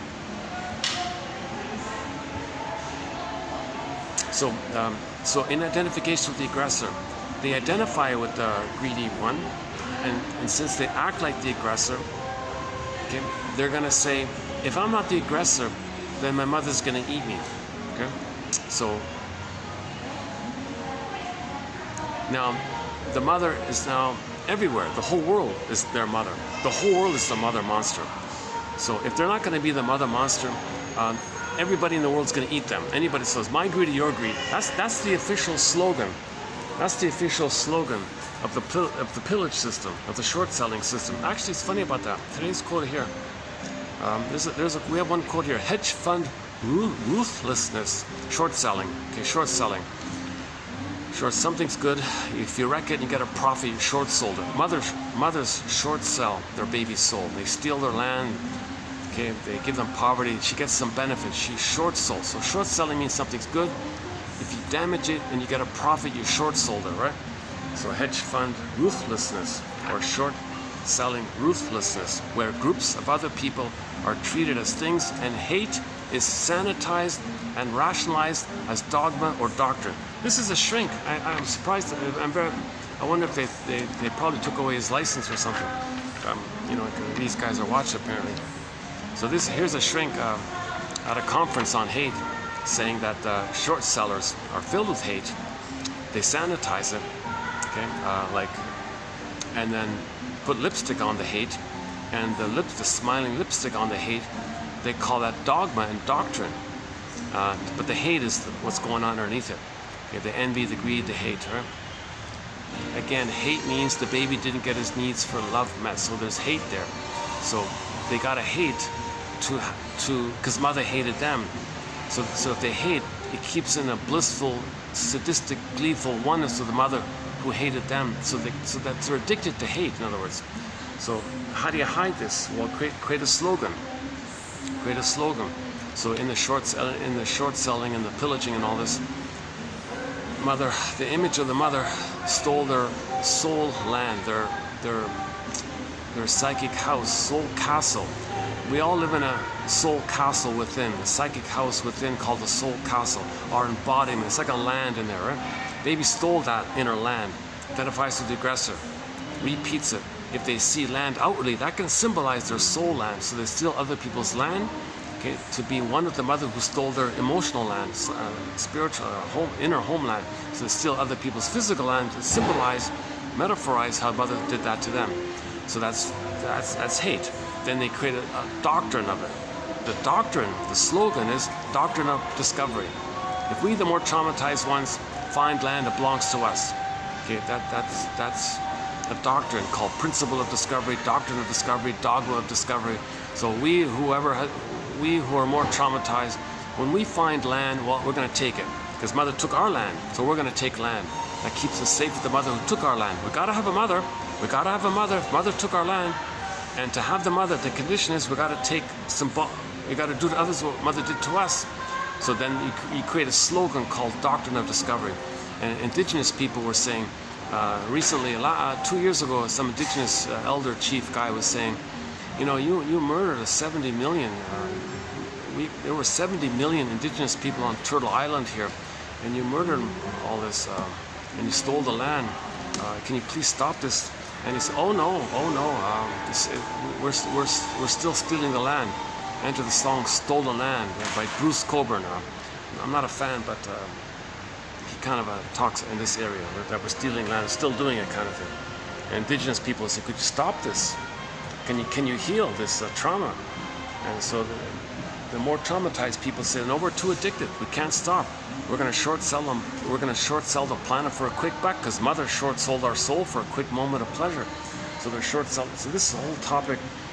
Okay, I'm getting off topic here. So TQ 2725, part 3 of 3. There's a video called the 48 symptoms of Homo Traumacus, of when we went from global village to global pillage, Homo Naturalis to Homo Sapien Traumacus. We became a traumatized version of ourselves. And there's 48 symptoms now we have. One of them is the pillaging, because mother pillaged us. Mother gave us poverty, gave others poverty. And this whole wrecking pollution, breaking the ecology, we covered the 48 main things. So this new quote I just found yesterday surprised me a little bit, right? So we're gonna supplement, we're gonna add this Downey quote. His name is T. Wayne. I'm just using T. Downey. His middle name is Wayne. I don't know his first name. T. Wayne Downey says this. Because you gotta hide it. So that's called rationalizations. Create some nice sounding thing. Principle of discovery. Wow, that sounds kind of nice. Well, what does it mean? Well, if we, the more traumatized ones, find something that belongs to us, that's a very cruel thing to do. But it sounds nice. Principle of discovery. So it's like lipstick underneath. So you sanitize the hate, make it sound with the euphemism, and then the euphemism, okay, the play on words or something, and you make it a rule, like a doctrine. Oh, it's a doctrine. Oh, doctrine. It's like a rule, authority. Oh, wow. Oh my God. So we're really traumatized because the mother had all the power. identify with her. The mother had immunity. No one stopped the mother. She had all this power. She used that power and was corrupt. That sacred trust for the baby, didn't care. She exploited the power. She used the sacred trust of the baby. No one stopped her. No one said she couldn't do it. Father says, mother knows best. I don't know. He shrugs his shoulders. He doesn't know what's going on. Mother has all the power. No one's watching. She has full immunity. Mother has full immunity. So she can traumatize her baby and get some pleasure from it. No one says anything. People say, oh, mother knows best. So she has immunity. So that, in the 48 symptoms, that's one of the points about the immunity.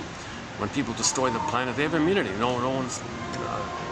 they give themselves an immunity. Oh, my mother had an immunity, so I give myself immunity. That whole thing about the short selling. Okay, I don't want to... I'm getting off topic here, but that's just because there's a new quote by Mr. Downey here. T. Wayne Downey. How's the battery? 60. Oh no, it's dropping quickly. Now it's 66. Yeah. Okay, 66. Go to TQ root. Sorry, pardon me. Go to TQ 2599. We have some quotes from the classic TV show called Route 66. Route 66, classic TV show, great show, psychologically minded show. If you go to TQ 2599, there are excellent quotes from that show. Excellent quotes. I highly recommend it. Your mission, should you choose to accept it, is to look up TQ 2599 and then watch those episodes. The name of the episode is given for those quotes. At least do the first 5 about the third side of the coin, about the albatross, about the one about the mask, the one about the birth trauma, and so on. It's dropping quickly. Eh? Now it's dropping. 65.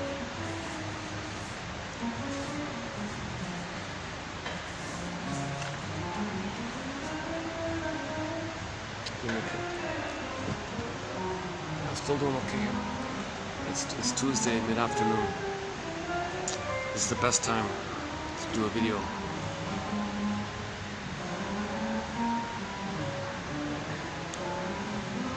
Okay, I'll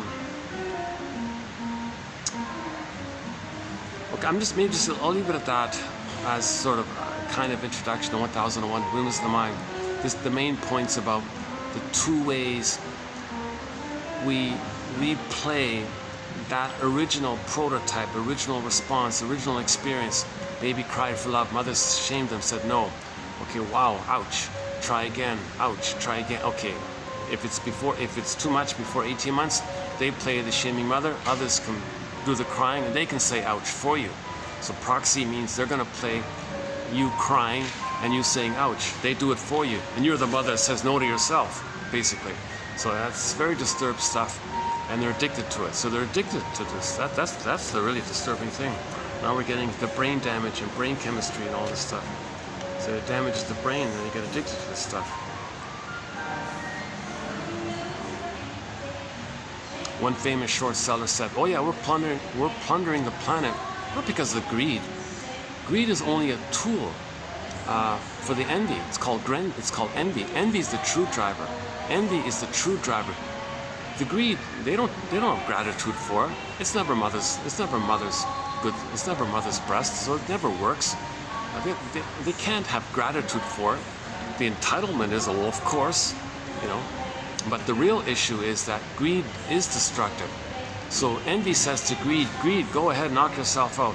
The envy says they want to see goodness damaged because they're bonded with the envy breast who hurt them and destroyed their goodness. So envy is the driving of all this.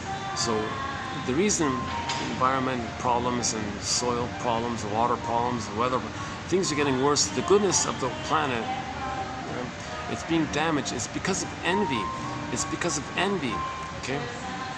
We have a major threat. It's called envy. Number one, the list of the 7 sins, number 1 is envy. It is number 1. The shrinks mostly agree. It's envy. Another short seller tried to confuse people. Oh yeah, the most dangerous sin is gluttony. Oh, give me a break. At least gluttony, you kind of acknowledge the goodness of food, looking for mother's love, mother's food, mother. You sort of somehow acknowledge goodness with gluttony. But envy says no. It's got can't see goodness. Now gluttony is destructive, so the envy says fine, be gluttonous, because gluttony is destructive. The envy is pushing it. The envy is the real driver. Looking for love has a positive sort of tone to it because you're looking for love, although it is destructive. Yes, greed is destructive, but the real push of the greed is the envy under. So greed is like a little engine being pushed by a much bigger engine called envy, kind of thing. Because greed on its own, you can probably stop it. But how do you stop envy? It's a deeper thing, because envy is your identity. Envy is shame. Shame is your identity. It's a deeper existential, ontological issue of your identity. And your only identity is playing infantile God and doing to others what your mother did to you. So it's a deeper issue in that area. Okay, I'll just leave it there. So there's a lot more material about the basic points about 1,000 that we're using here, 1001 Windmills of the Mind. That's sort of one of the key points there about the stingers and the clingers. And we also talk about some of the songs the stingers like. Everybody wants to rule the world. Okay, nonsense. No, not all babies are traumatized prior to 18 months. But if a person was traumatized prior to 18 months, where the baby thinks they rule the world is my oyster, they may be drawn to that kind of song. And it's not everybody. So not everybody's traumatized before 18 months. So not everybody has that kind of fantasy. A lot of babies have graduated post 18 months emotionally. Their arrested development took place post 18 months, where some people's emotional development froze up prior to 18 months. That's the time when the baby rules the world, owns the world. Okay, the world is my oyster phase, the blissful oneness one. And that sadistic song about the sweet dream song about some hurt others, some are hurt by others. Oh, travel the world, sweet dreams. It's a song about sadism, very perverse, disturbing song. But that's a song in that category, the stingers, and so on. A lot of the most disturbing, perverse kind of songs are in that stinger category. Cynical songs, sarcastic songs, nihilistic, negative, pessimistic. Those kind of songs of that very negative quality, they're all in the stinger. Those are the stinger personality patterns. May be drawn to that kind of area. The pleasers and the clingers, their humor is a little more friendlier. It's a little more helpful. It's a little more playful. It doesn't hurt anybody. It's not at anybody's expense. They don't have emotional sadism. Their humor is a little more playful, or maybe therapeutic even. Their songs more about, still looking for love, how still having hope that somebody will support their development, that kind of thing. Clingers can make I statements. They can grow together. If two clingers get together, they want to grow. They can make I statements and grow together. Their marriage can become a psychological, spiritual, developmental path. They can develop and grow together and heal together, the clingers. Stingers, forget it. They just want to play God. If two stingers are buddies, the first thing they do is scapegoat somebody. Okay, so because all the hate between them, they got to find a scapegoat to hate. So they'll identify a third. Okay, Murray Bowen's famous emotional triangle issue. So they identify a third and say they're no good. So if they feel hate, they'll attack. They'll direct it to the third. That frees up the two stinger buddies to take turns playing infantile God. Okay, you get a turn playing big shot. I get a turn playing big shot. Okay, and anything real, okay, we'll direct it to the third one. Okay, so the immense scapegoating. If two stingers get married, they may scapegoat their child even. Okay, there's a whole wealth of material within the stinger personality patterns and with the clinger personality patterns. So let's just leave it there for now, because what are we now here? 63.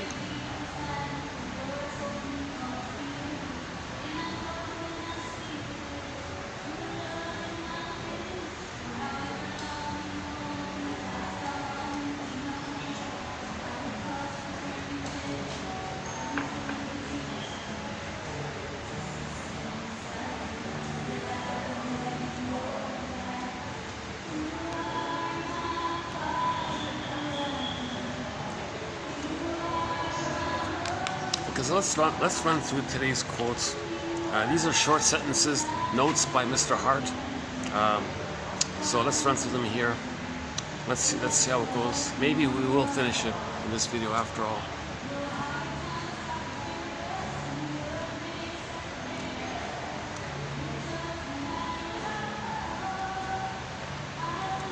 Okay, let's do this then.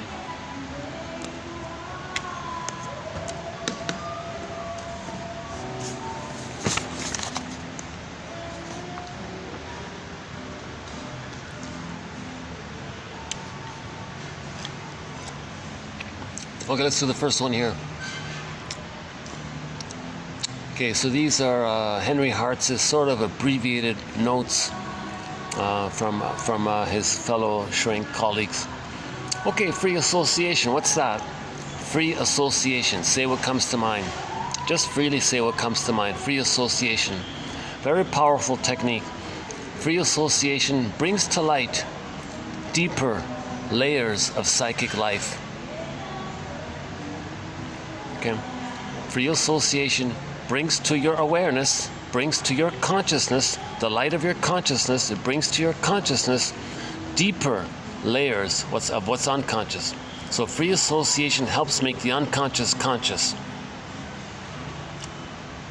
The train of free association can lead only as far as the wall of partition set up by repression.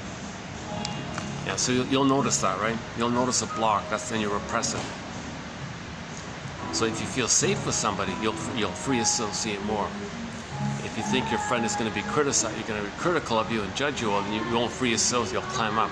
It's a defense against being criticized. If you project your critical parent onto your friend, or if your friend is going to shame your vulnerability, see, then you're going to repress it to not feel the pain of being rejected and all this. So the shrink has self-acceptance, so he'll accept you, kind of thing. So you do it yourself, right? You can do it at any time, with anything.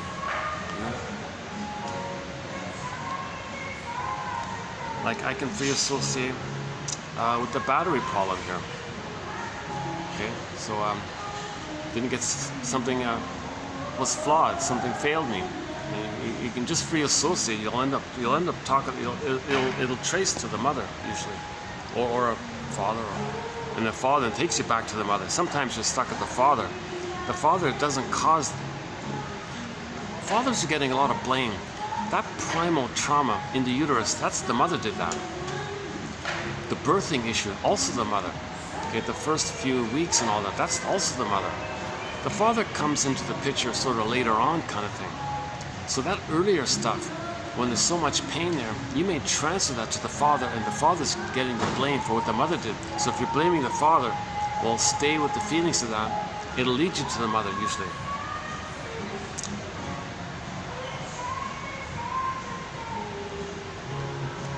Yes, fathers are supposed to protect their children if their mothers are abusing them, so they get some blame that way. But so the father should protect the children if the mother's abusing them. So he's got to intervene, right? So the example, one mother didn't want to breastfeed. The father said, "Darling, why aren't you breastfeeding our baby?" "Well, I want to go to the office and jiggle around and have power over the fellows at the office because they were teasing me before. Now they're all gaga with my appearance, and I've got all this power over them." The father was depressed. He felt very depressed when he heard that, and had the thought that he had no idea that his wife was such a rotten mother. He's going to deprive their baby of basic mother goodness.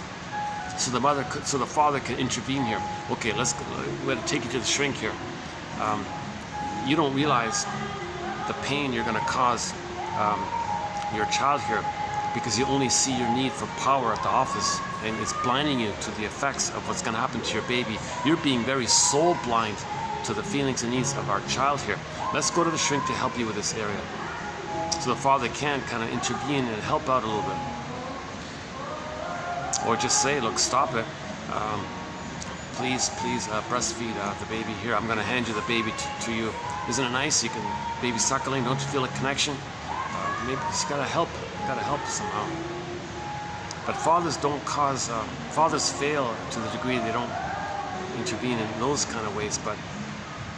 But the real issue is between the baby and the mother. So usually it traces back to the mother. People don't like this idea, right? People get very angry at this idea. That's a resistance. That's the resistance. There's so much pain, so you don't want to face it, right? The analyst must try to discover why the client does not follow the basic rule of free association. So that's something to investigate. You free associate, you climb up. Okay, well, feeling came up. It was so painful for you to talk about this. So what you did, what you're doing to soothe yourself is to clamp it down and go numb and feel deadened inside or something. A lot of pain came up. So interpret it, right? Usually people change topics. You're talking about something, emotion comes up, whoop, change the topic. That's a common one. Paul Gray talks a lot about this in his book called Ego and Analysis of Defense. That's sort of his main point in that book. You're free associating, you're talking something, feeling came up, change it, talk about the weather, talk about the SkyTrain, talk about the traffic jam, talk about my chord being the wrong chord. Let's see, 61. Okay, free association. See what comes to mind. The best thing to do is you wake up, you got a dream. Free associate. What is that part of the dream, that sequence in the dream that you remember? What does that remind me of? And just go from there. Okay? You're bringing repressed material up to the light of consciousness. Free association brings to light your consciousness, the light, your awareness, the deeper layers of psychic life. Psychotherapy is a struggle between the client to keep his relationship with the therapist in a closed system of the inner world. Okay? So the client has a memory system, it's a closed system. Like an intrapsychic world of his childhood, he creates a stencil, blueprint, working model, creates a working model based on his childhood. Human connections lead to neuro connections. The interpersonal leads to intrapsychic, the inner world like that. So then the therapist is trying to help you. You squeeze him, you distort him to fit something in the past, right? And the analyst's determination to effect a break in this closed system so that the client can accept the open system of outer reality. So he's not going to see reality because he only sees the past. Distorts the present to fit the past because the past is how we survive. That's a closed system. So the goodness of the therapist in the present, he won't reject it. He'll reject it because you're questioning how you survive. But to use the way you survived as a baby in the present is dysfunctional because the present isn't the past. A very extreme example is the baby constricted his bronchioles when he was in the uterus. When he's stressed in the present, he has an asthma attack. That's considered very dysfunctional because there is air in the room. In the uterus, there was no air. So why is he having an asthma attack when there's air there? But he's acting like he's in the amniotic sac. So that's the idea. You have this closed system of the past, a set thing, and stresses in the present triggers your original response to your original traumatic stress. So we have an original prototypic first traumatic experience and a first response. It's set in, it's grooved in, it's like a unit. In the present, if there's any stress,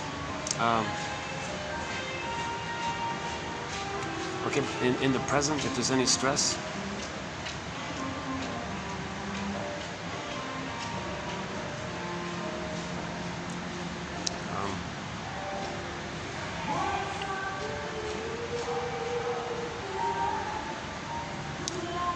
double check with the manager there. Maybe I'm talking to them. Last time they said okay, I was okay. I only come here once a week. I don't want to do this too much here. I'm doing this once a week. They seem to fit in. If I come at this time once a week, everything's okay. But that manager gave me a little bit of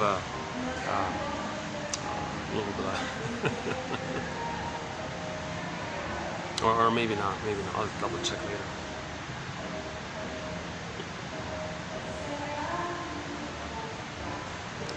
So Jana makes a big point about this as well, that stresses in the present will make you use the first defense mechanism that you did in the beginning with the trauma. So trauma, response. Stress in the present, use the old response. That's dysfunctional. A witty client characterized every psychotherapy as an eternal fight between the couch and the door. This is a funny little thing. I like when Hart paraphrases Edmund Bergler. This is from Edmund Bergler. The best zingers are when Hart paraphrases Edmund Bergler. A witty client characterized every psychotherapy as an eternal struggle between the couch and the door. You either do the therapy or avoid it. Helmut Kaiser points out to the client evidence of distortion of the communication as resistance, duplicity analysis. Helmut Kaiser, underappreciated guy here. He talks a lot about how people are duplicitous in their communication, and that's a defense against feeling. So he analyzed this duplicity, call out their rhetorics and propagandas and lies and all this, and then it's going to bring up feelings. Helmut Kaiser says that a lot of clients have unresolved symbiosis issues with the mother, and they're seeking to try to recreate that. So notice that point as well.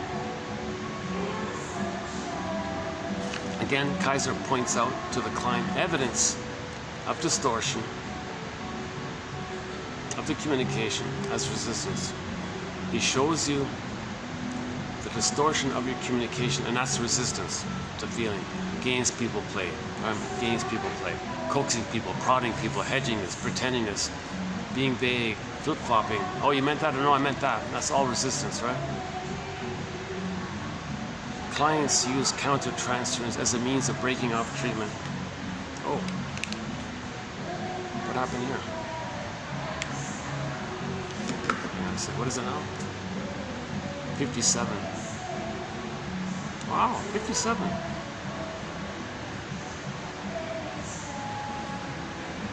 Okay, I'm just gonna have to get a new battery pack. This is ridiculous. I've been having so many odd things with this thing. That's too bad, because when it does work, it's great. I once did like an 8-hour video on this thing, and it was still almost fully charged. When it works, this thing is great. Problem is, it just usually doesn't work.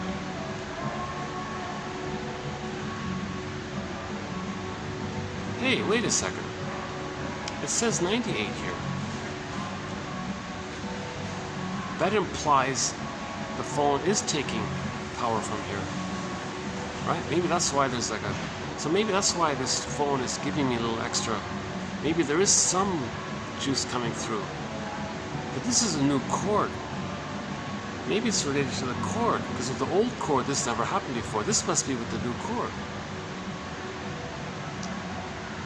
Maybe it's not compatible. Maybe that's what it is. Let's see. What is it now? 56%. It's still draining though. See, 56%. Okay, never mind. Sorry about that.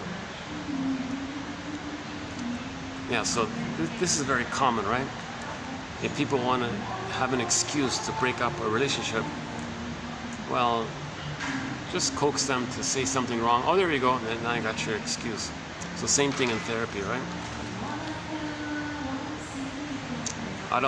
The guy said, I don't want to do therapy. Let's coax the therapist to be angry. I give up. So client uses counter-transference as a means of breaking off treatment.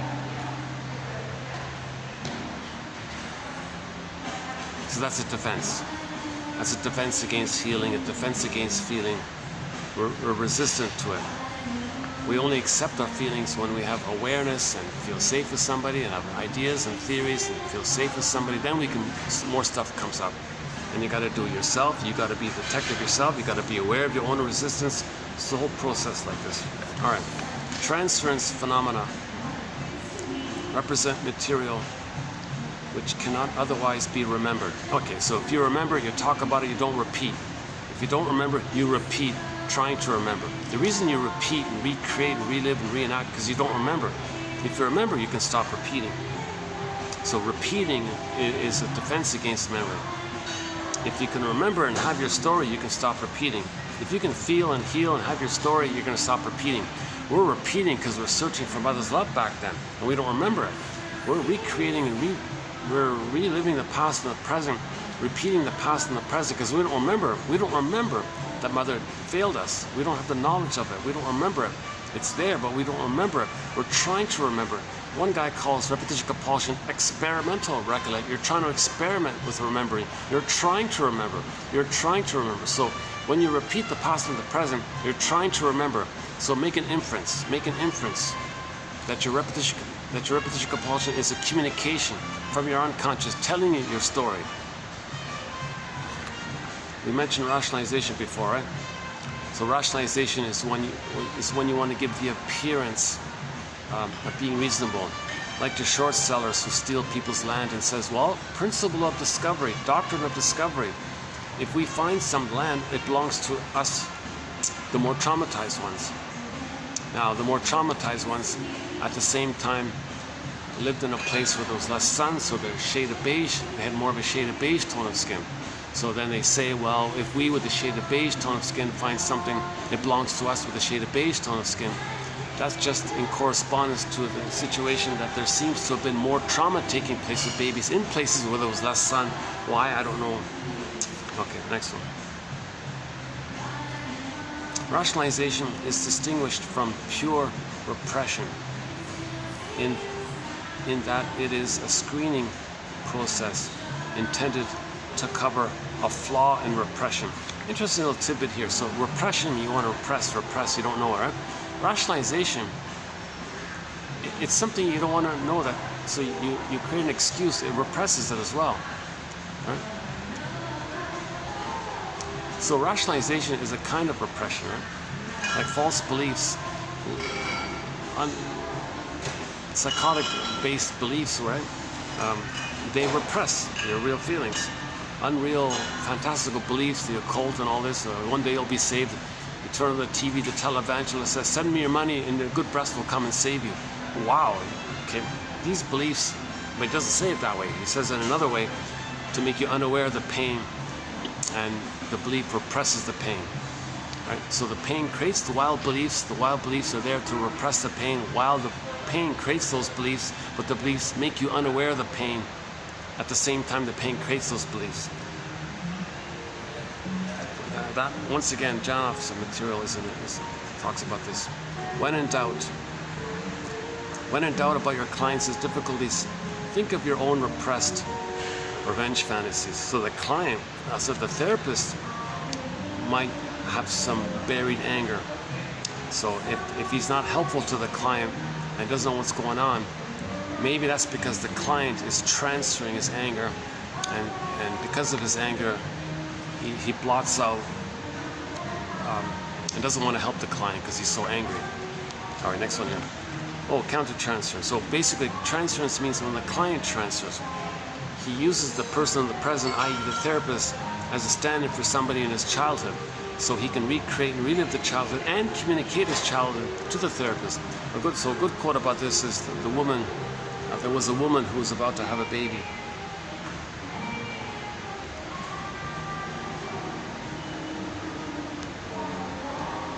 What's the time here? Oh, what's the time again?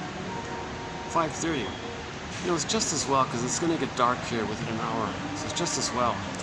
And the battery's 54 now. 54%. Wow. What a strange. I've never had this experience before. It seems to be receiving some battery from this thing. That means it's not the phone problem. Maybe it's the cord problem. Must be the cord problem. I gotta change the cord.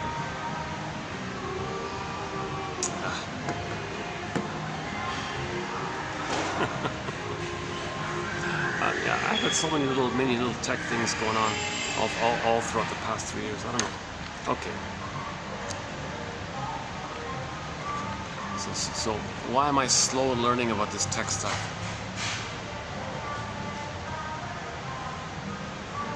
Okay, let's talk about that later. So the woman was about to have a baby. She said, hold the phone here.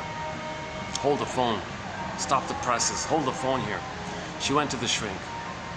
Shrink said to her, "Oh yes, you're letting me know what kind of childhood you had." She said, "What do you mean?" "You're letting me know what kind of mother you had and how it felt being with her." "Go on." "You're putting me in the role of you and you're acting like her, and I feel a kind of tug and a pull to maybe feel what you felt with her." Woof, she got it. She mourned, she cried, she got it. She grieved, she had the catharsis. She understood it all, it made sense. She got the story. Rumpelstiltskin, feelings came up. Okay, the daughter feelings, okay, metaphor for innocent, pure feelings. Rumpelstiltskin got the story, understood it all, had a catharsis, had a release, had a purification, had that kind of purging thing with her feelings. And then she got back her empathy, self-empathy, got in touch with her feelings and identity. And then when she had a baby, she could respect the identity and feelings of her baby and didn't need to traumatize her baby. Oh, interesting. That's an interesting add on the sky tree. If the therapist transfers to the client, that's called counter-transfers. It's all messed up. It's not going to work. One guy called it a fully doigt now. It's all messed up. So that if the therapist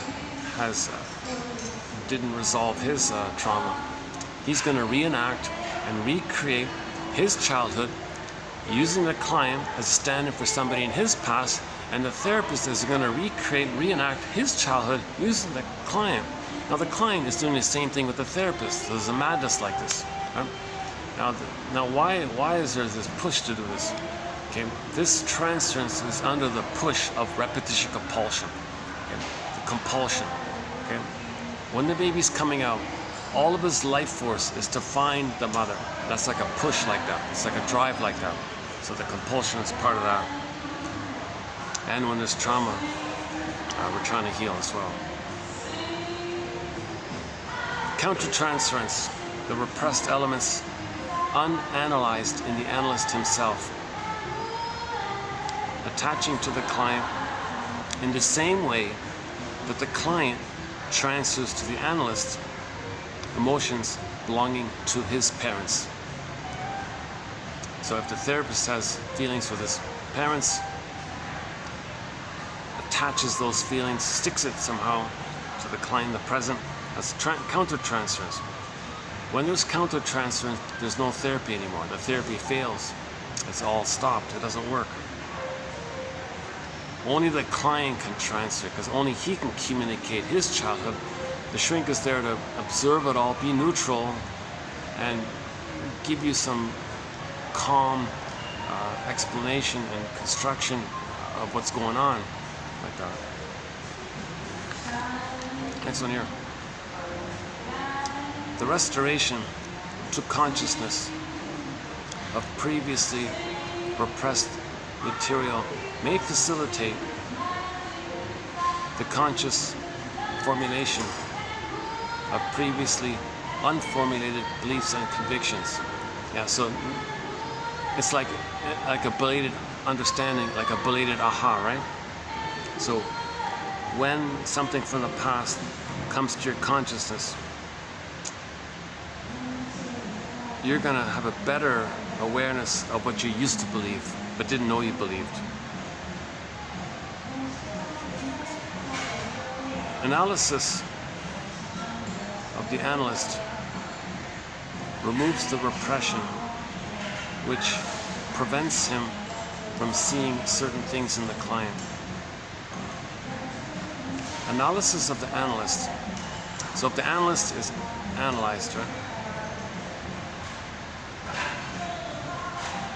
Analysis of the analyst removes the repression. Oh yeah, okay. So if the analyst is analyzed, he doesn't need to repress stuff, right?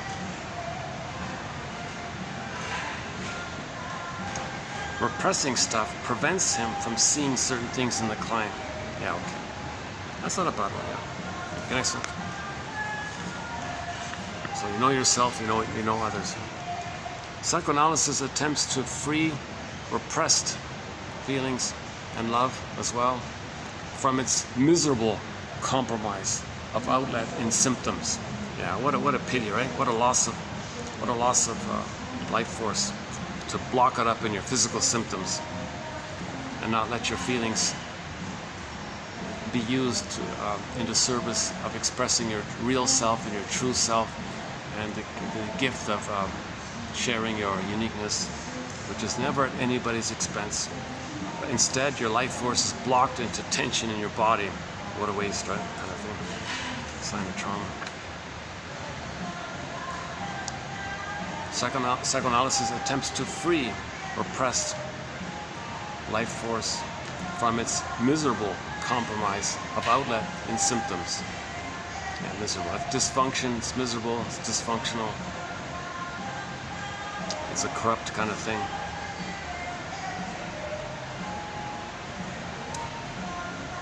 It's miserable to live the unlived life, sleepwalk through life, going through the motions of life with all this pain going on, but being numbed by the endorphins, eating cookies and ice cream, or using beliefs to imagine the blissful oneness with your mother, be disappointed, get pain, to trick the brain to send you endorphins. So we're always like in pain relief kind of thing. We're always blowing off steam in pain relief. That's a miserable kind of thing, because we're afraid to feel. Again, it all goes back to getting back our feelings, right? The man we want. So joy and sadness was zooped away. First, we want to get sadness back. Sadness needs a floor to stand on. That floor is called a sense of self, i.e. differentiation. Now, when you forgive the parents, you're doing that. When you understand the parents, you're having a sense of self. In relation to that, now sadness appears. Then when sadness appears, you admit the loss. You admit that you were betrayed, that mother failed you and all this. You admit this kind of painful material, and you're not going to get mother's love anymore. Past that critical time, you never got it, and you're never going to get it. The sadness is there. And then when you do that, sadness can kind of like step aside, and joy appears. Sometimes it's the bluebird of happiness. Shirley Temple says the bluebird of happiness is within. Because when joy comes back to the console, we had it, we lost it, we get it back. When joy comes back to the console, we can then say it's the bluebird of happiness. Because when joy is there with our identity, we express our uniqueness, and that's the pleasure and the bluebird of happiness. Acting out more frequent. Next one here. Acting out more frequent.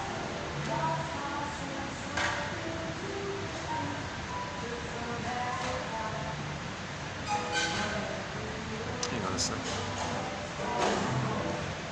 Acting out more frequently. Okay. Acting out more. These are not full. These are notes. Sorry. Yeah, Hart just does abbreviated things. It's kind of like a note form. Okay. Acting out more frequent in persons in therapy because of the transference and its encouragement to produce repressed impulses. So here's an irony. Before therapy, maybe he didn't act out too much. Goes into therapy, now he's eating more cookies. Why is he acting out? Well, because more stuff's coming up, more pain's coming up, which you're meant to put words to. So it's a disappointment to kind of not put words to it, rather run out the door and eat cookies instead. No, put words to it, because more stuff's coming up. You want to free associate more, you want to integrate more, accept more. When the superego is less harsh, children develop a sense of humor. We don't have a thread on child therapy. Just one here from Melanie Klein. When the superego is less harsh, children develop a sense of humor. Next one here. The Analyst. Next one. Okay. The Analyst. Another one by Melanie Klein. Yeah. The Analyst, at any given moment, represents a part of the self, the inner critic, or any of a wide range of internalized figures.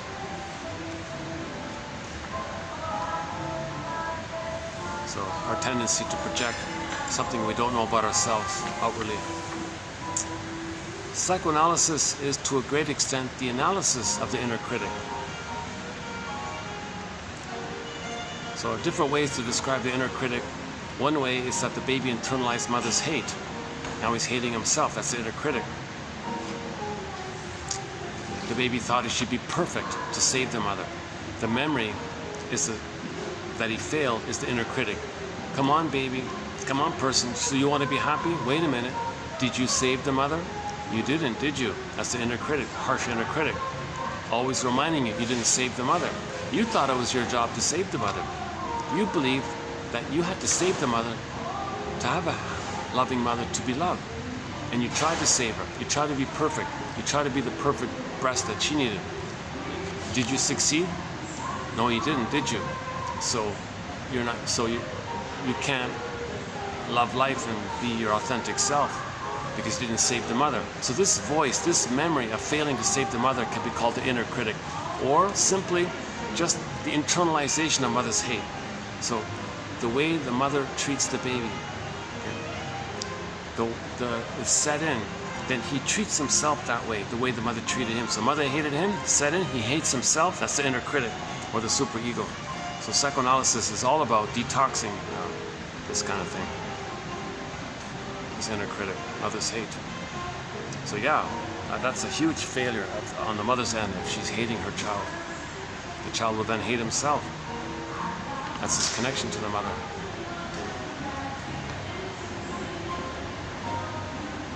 Therapeutic success from suggestion lasted only as long as the positive transference prevailed.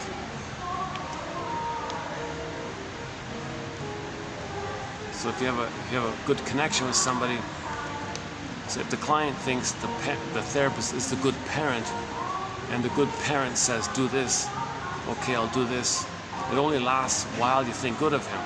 When you think bad of him, you don't do a suggestion. So suggestion is not the answer. Next one here.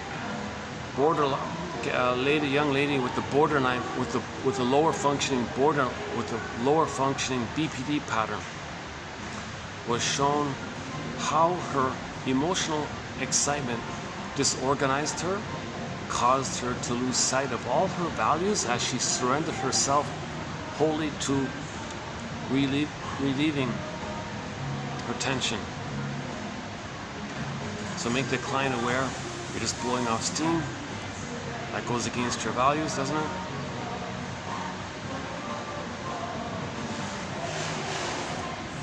And your as-if feelings. What are you really feeling underneath your as-if feelings? You say you're feeling these things. What are you really feeling underneath those feelings?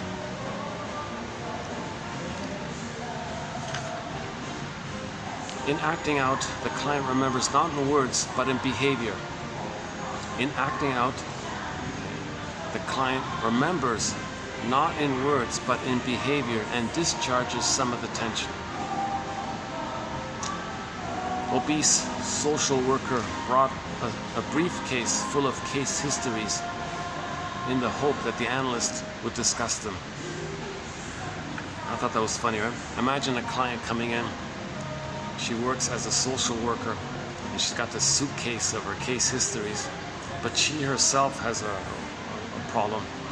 And say, hey therapist, let's talk about these case histories.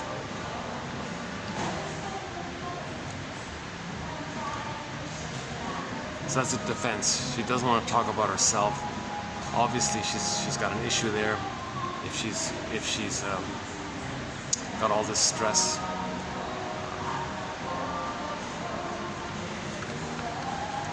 Yeah, here's the hedge fund one.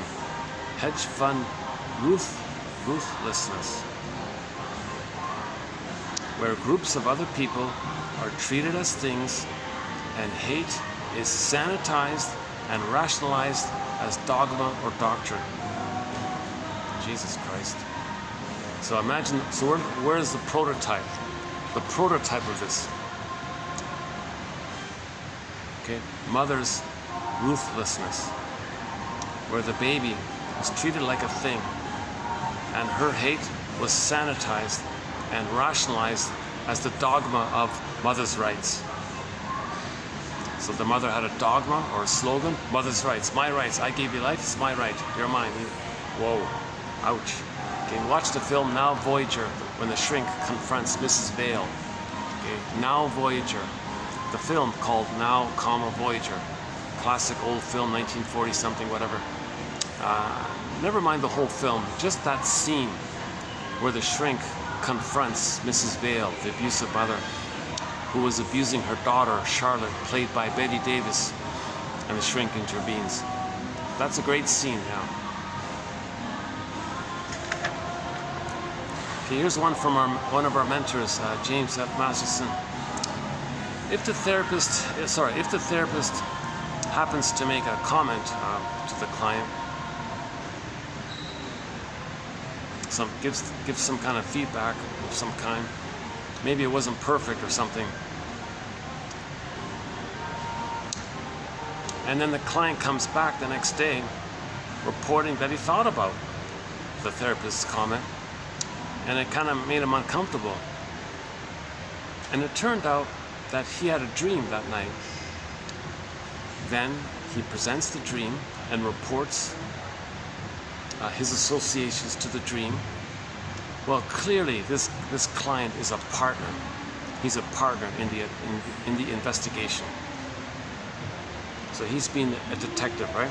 He's being an active detective, right? So he's cooperating. That's a therapy alliance, a working alliance. The therapist gave some feedback, and the therapist thought maybe it wasn't right. I'm not really sure, it was iffy kind of thing. Nevertheless, the client took it, thought about it, noticed he had some anxiety about it, led to a dream. When he had the dream, he made some few associations about it, and then shared all that to the therapist. So they're working together, they're cooperating, you see. Where if the person had a stinger personality pattern, oh no, they don't want to cooperate. That won't happen. The stingers hate therapy. The stingers reject it and put it down. Oh, that's just psychobabble. The next one here. Oh, here's a funny one. Dream of clever baby associated with ironical view about psychoanalysis. So somebody had a dream of a baby who was very clever.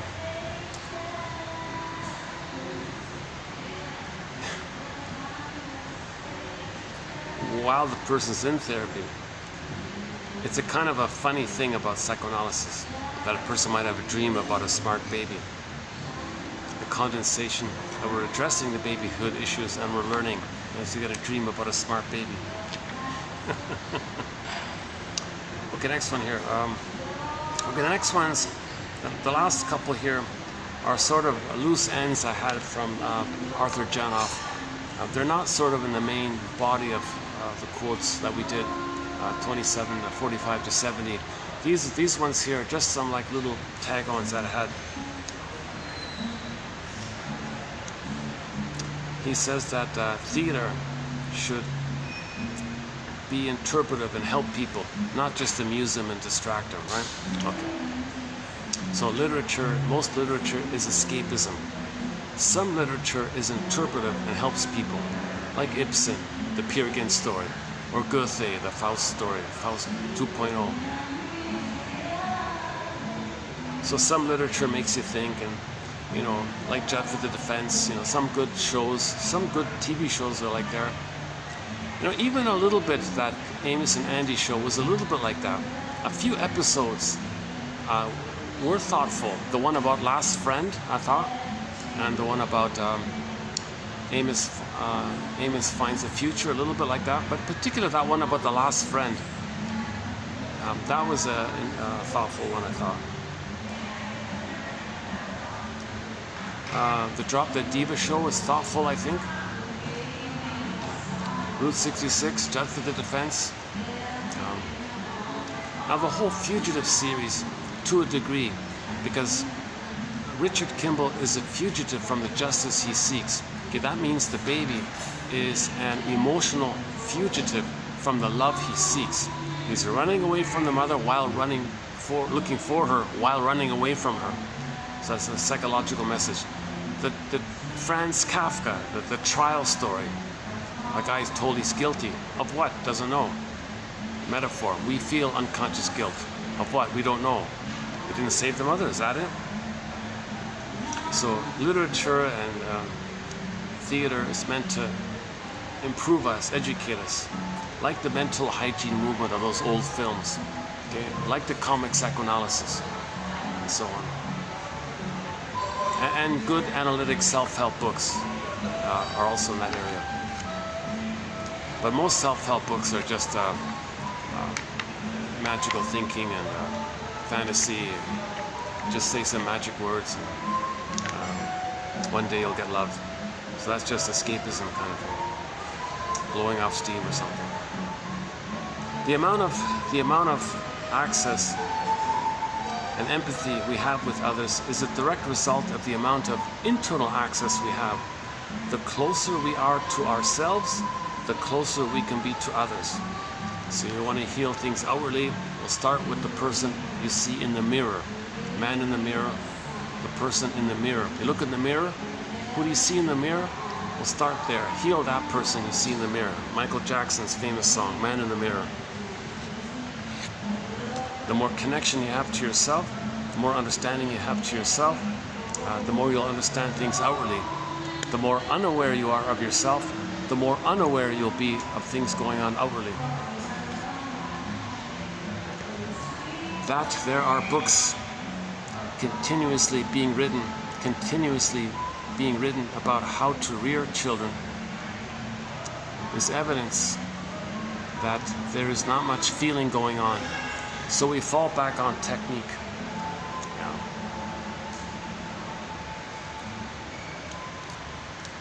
So the fact that there are so many how-to books, technique books, because women can't, that's because the women are not feeling. If the women are feeling, they know how to hold their baby, they know how to breastfeed their baby, they even know how to deliver their baby, they know, oh, battery, okay, see ya.